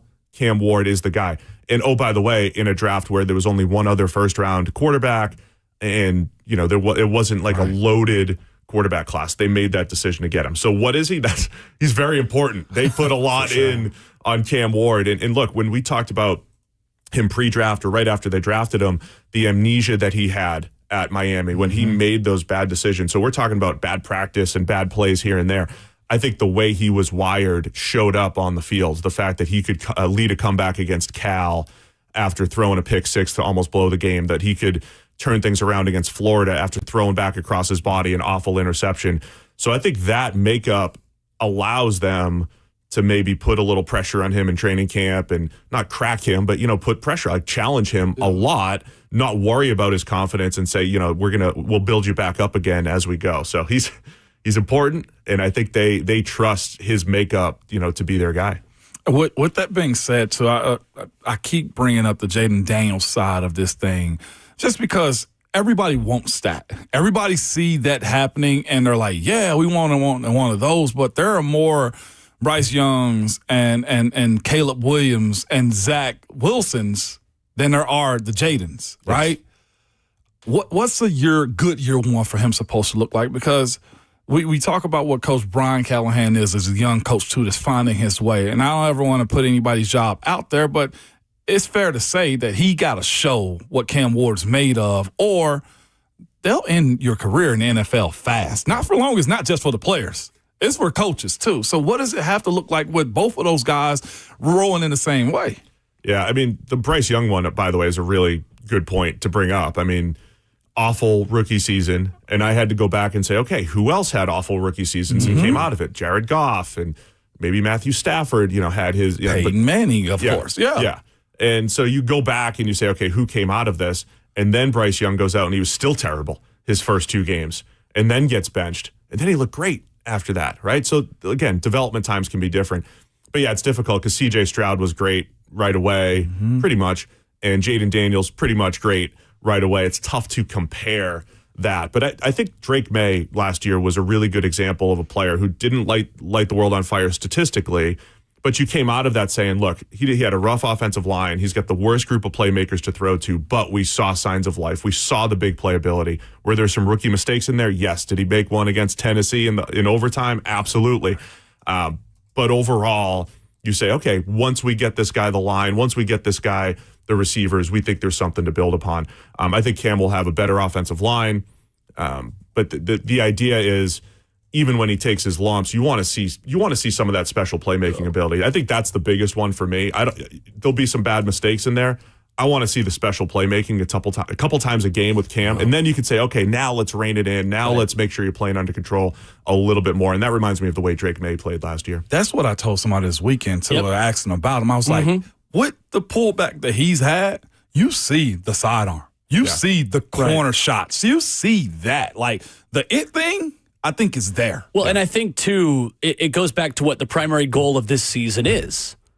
develop Cam Ward and get something at quarterback. And obviously you want to win every game you play, and you want Brian Callahan to progress and this staff to kind of earn their keep, right? Yeah. But at the end of the day, if we sit here and say, would you rather be, let's just say hypothetically, 7-10 and Cam Ward struggles, or 5-12, but you win some games late because Cam Ward gets hot and learns how to be an NFL quarterback? You are New England last year, but also New England is set up to be a pretty decent team maybe this year. Maybe they had money to spend. They were a destination. Like, that is where this team has got to live this season. Yeah, and New England and, Washington made some aggressive moves. When you have the rookie contract quarterback, all of a sudden it's like, well, who won free agency? It's all the teams with the rookie contract quarterback who filled every need with some free agent and was able to be aggressive. That is where you want to be a year from now.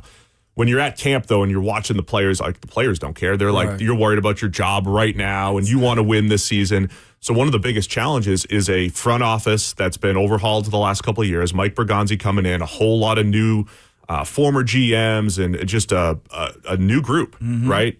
A coach in year 2, he's got to show. So it is a difficult spot, right? Because you want everybody moving forward, and it feels like a rebuild, but you want to have something positive. So it's just a matter of getting everybody on the same page. But I always say, for a rookie, it is all about how good will this guy be next year? How do we put this guy in the best position to succeed in 2026? And the conversation's usually around, should we start him? Should we sit him? I mean, Cam's starting. But I always say, if you need to sit a guy and he comes in week 8, that's fine. When he's ready, whatever we can do to get him ready for 2026. So I think that's the biggest thing, keeping his confidence, continuing to develop him. And that's where that's more important, I think, to me, that for Brian Callahan than wins and losses. Right. Show that you're going to get the most out of him. Show that you're going to play to his strengths, game plan around him, get him seeing the field, get him working within the system, but also let him play with his natural instincts. That's what Caleb Williams has to deal with right now. You've got Ben Johnson, the paint by numbers play caller, right? Do it exactly how I say, but you've got Caleb Williams and his natural playmaking that needs to come out. Cam Ward has some of that. So I think you want to see progress mostly around Cam, but of course the entire team being competitive. And if you come out of this and it's like, man, the Titans were in 15 out of 17 games and they had some heartbreaking losses and they only won 6 games, you'll feel pretty good about next year. Man, once we add talent at a few of these spots, now we're competing in 26. Do you see an offensive line that is getting back to average when you watch this team practice?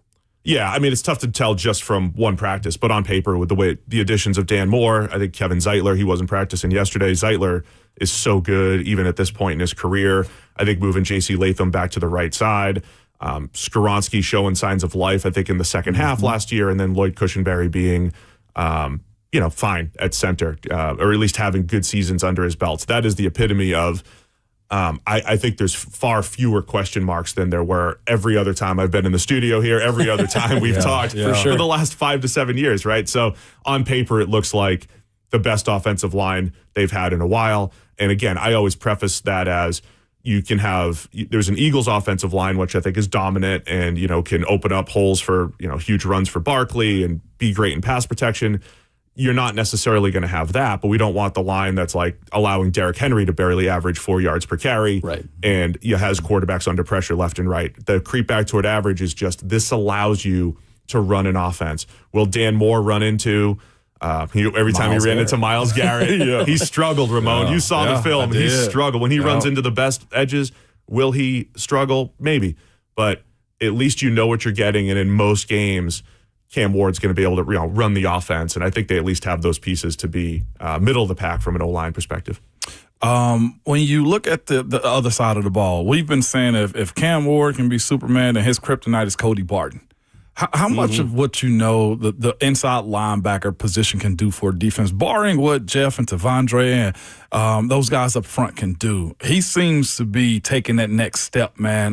What can he do for this defense with what you've seen? He's the clear vocal leader on that defense. I mean, you see him just, again, one practice, but I see him running the show there, other than Simmons, right? Jeffrey's always talking. Yeah. But Cody Barton looks like an absolute leader. I think the linebacker position, it's a question, next to him. Right. But yeah, I think linebacker is really important. As an analytics guy, my analytics friends, my nerd friends might say, oh, linebackers devalued and it's not this or that. But I have empathy for linebackers. I feel like every offensive play is designed to make them wrong. Those poor guys right now, poor linebackers, they have to tackle Lamar Jackson in the open field. They have to take on a pulling guard the size of Ramon Foster. Yeah. They have to get unbelievable depth and zone coverage and read all these these pass concepts that are designed to make them wrong.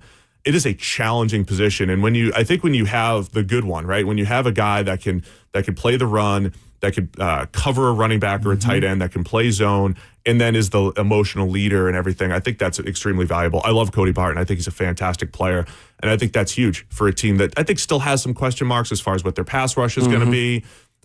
Still young on the back end at corner and everything, depending on what happens with L'Jarius Sneed. But I think, linebacker is probably more important than I've given credit for in recent years. He reminds me a little bit of when Wesley Woodyard came here. Another former Broncos linebacker, 28 years old, middle of their career, prime, and you knew kind of what you were getting. You were getting solid linebacker play, and Cody Barton, I think, has really exceeded my expectations early of what he's been for this defense. Yeah, and the other part about the veteran linebacker that doesn't show up and say like a PFF grade or anything is just getting the team lined up, and and that is huge, right? It's like, oh, do you not know where to go? I mean, getting lined up is like, all right, the offense is showing this formation, and now there's more motions than ever and unique motions, and just making sure everybody's on the same page, because one blown gap is a 30-yard run, one blown coverage is a 50-yard touchdown pass. So just that aspect of things is extremely important. And I think, a veteran like Barton or a guy like Wesley Woodyard absolutely helps. Steve Palazzolo in studio with us. Got one more segment with Steve coming up. Want to get into what the Titans will see from Tampa this week as the Titans go down to Tampa Bay for joint practices. Preseason game number 1. We'll get our first look at the opponent for practices and the first preseason game of the year coming up next.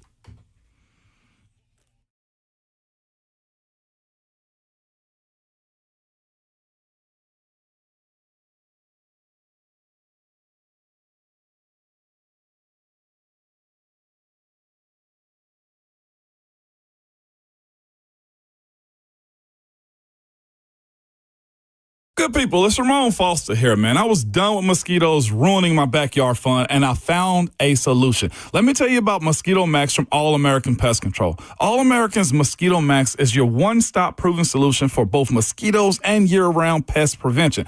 Save money and say goodbye to the itchy bites, man. Y'all know exactly what I mean. All American's Mosquito Max include a monthly mosquito missing, spider web removal, and perimeter pest control around your home. So make the change and finally enjoy your backyard. Y'all know the fall is for us, man, but go ahead and get it done. Don't let mosquitoes ruin your summer. Go to yuckbugs.com. That's yuckbugs.com and make the switch to All American Pest Control today.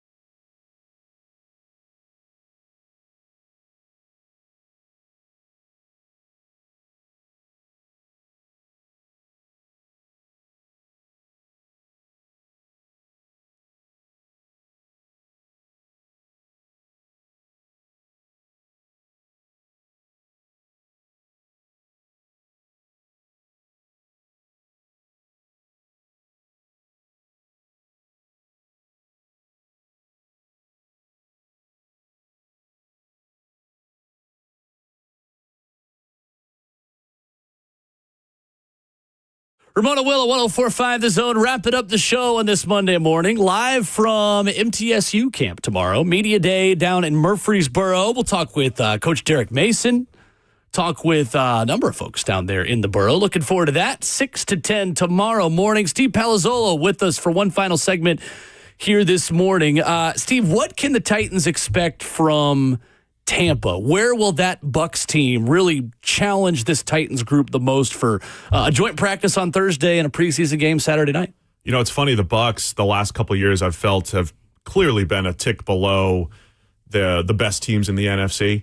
And I say this on my show all the time, and Bucs fans are like, "We beat the Lions and the Eagles last year. We beat the best teams." I'm like, "Listen, you're 10-7. You're 10-7."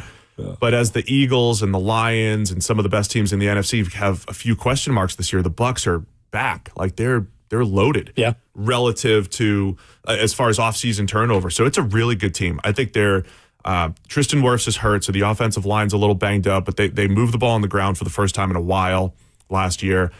Pretty good pass rushers, Yaya Diaby, Hassan Reddick in a one-year flyer, Vita Vea in the middle. So I think they could challenge the offensive line.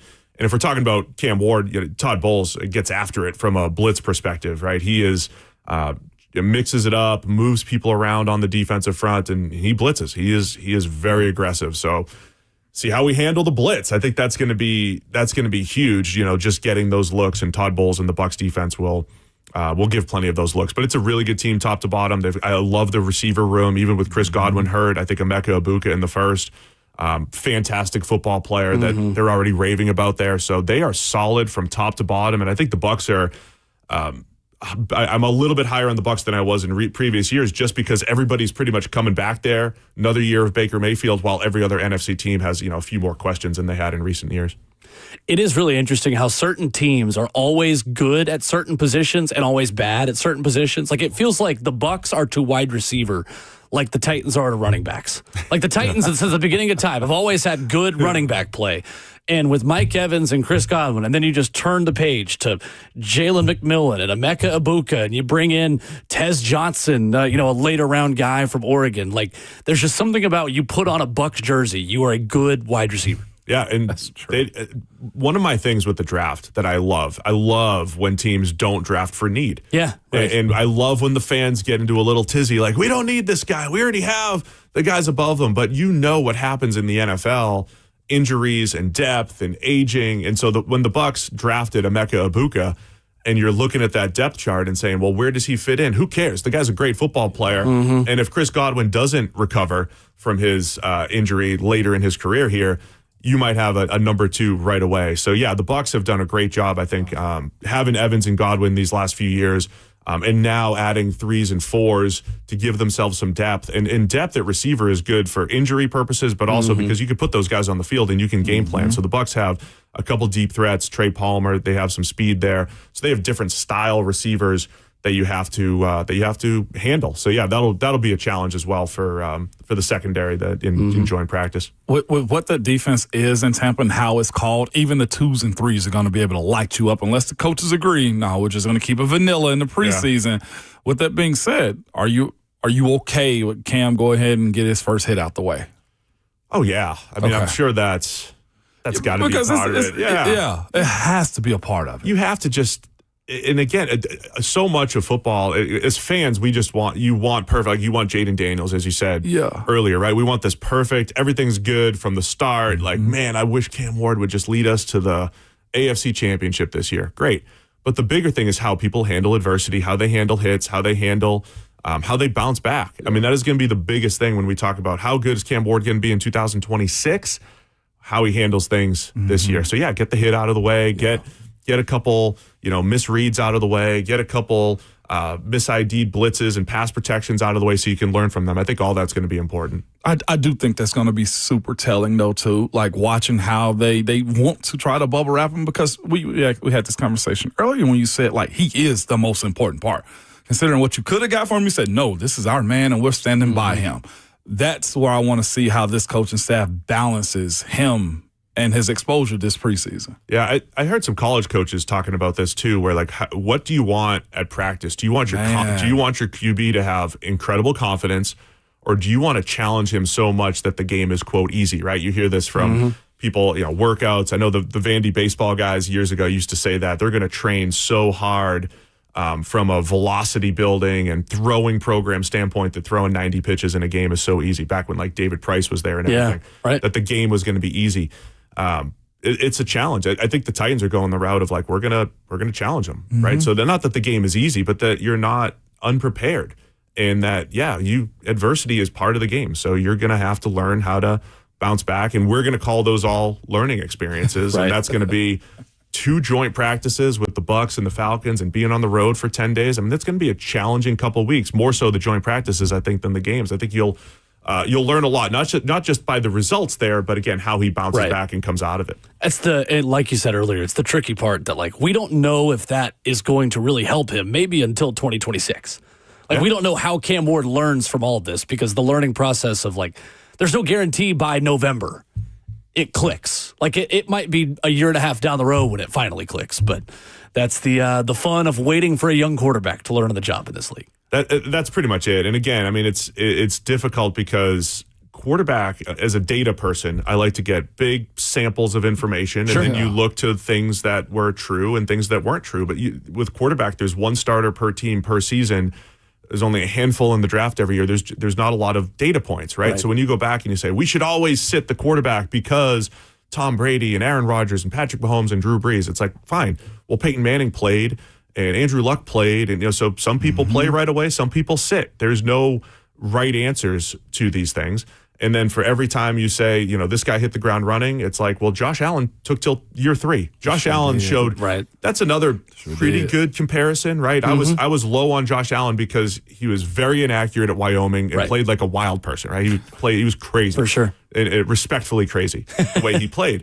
And he carried that into the NFL. He was scattershot accuracy, some wild plays, but a couple good ones, right? Enough signs of hope in there. And then by year 3, it's like, man, this dude's more under control. His accuracy's better. And now he's a superstar, right? That took till year 3. Right. Now, Bills fans, they were believers right away. They're like, you idiot, you didn't believe in our guy, Josh Allen. I'm like, yeah, because I've been burnt by the 6'5", 240-pound athletic guy before. Jake Locker didn't do that, right? He didn't figure it out. So, sorry. But it's true.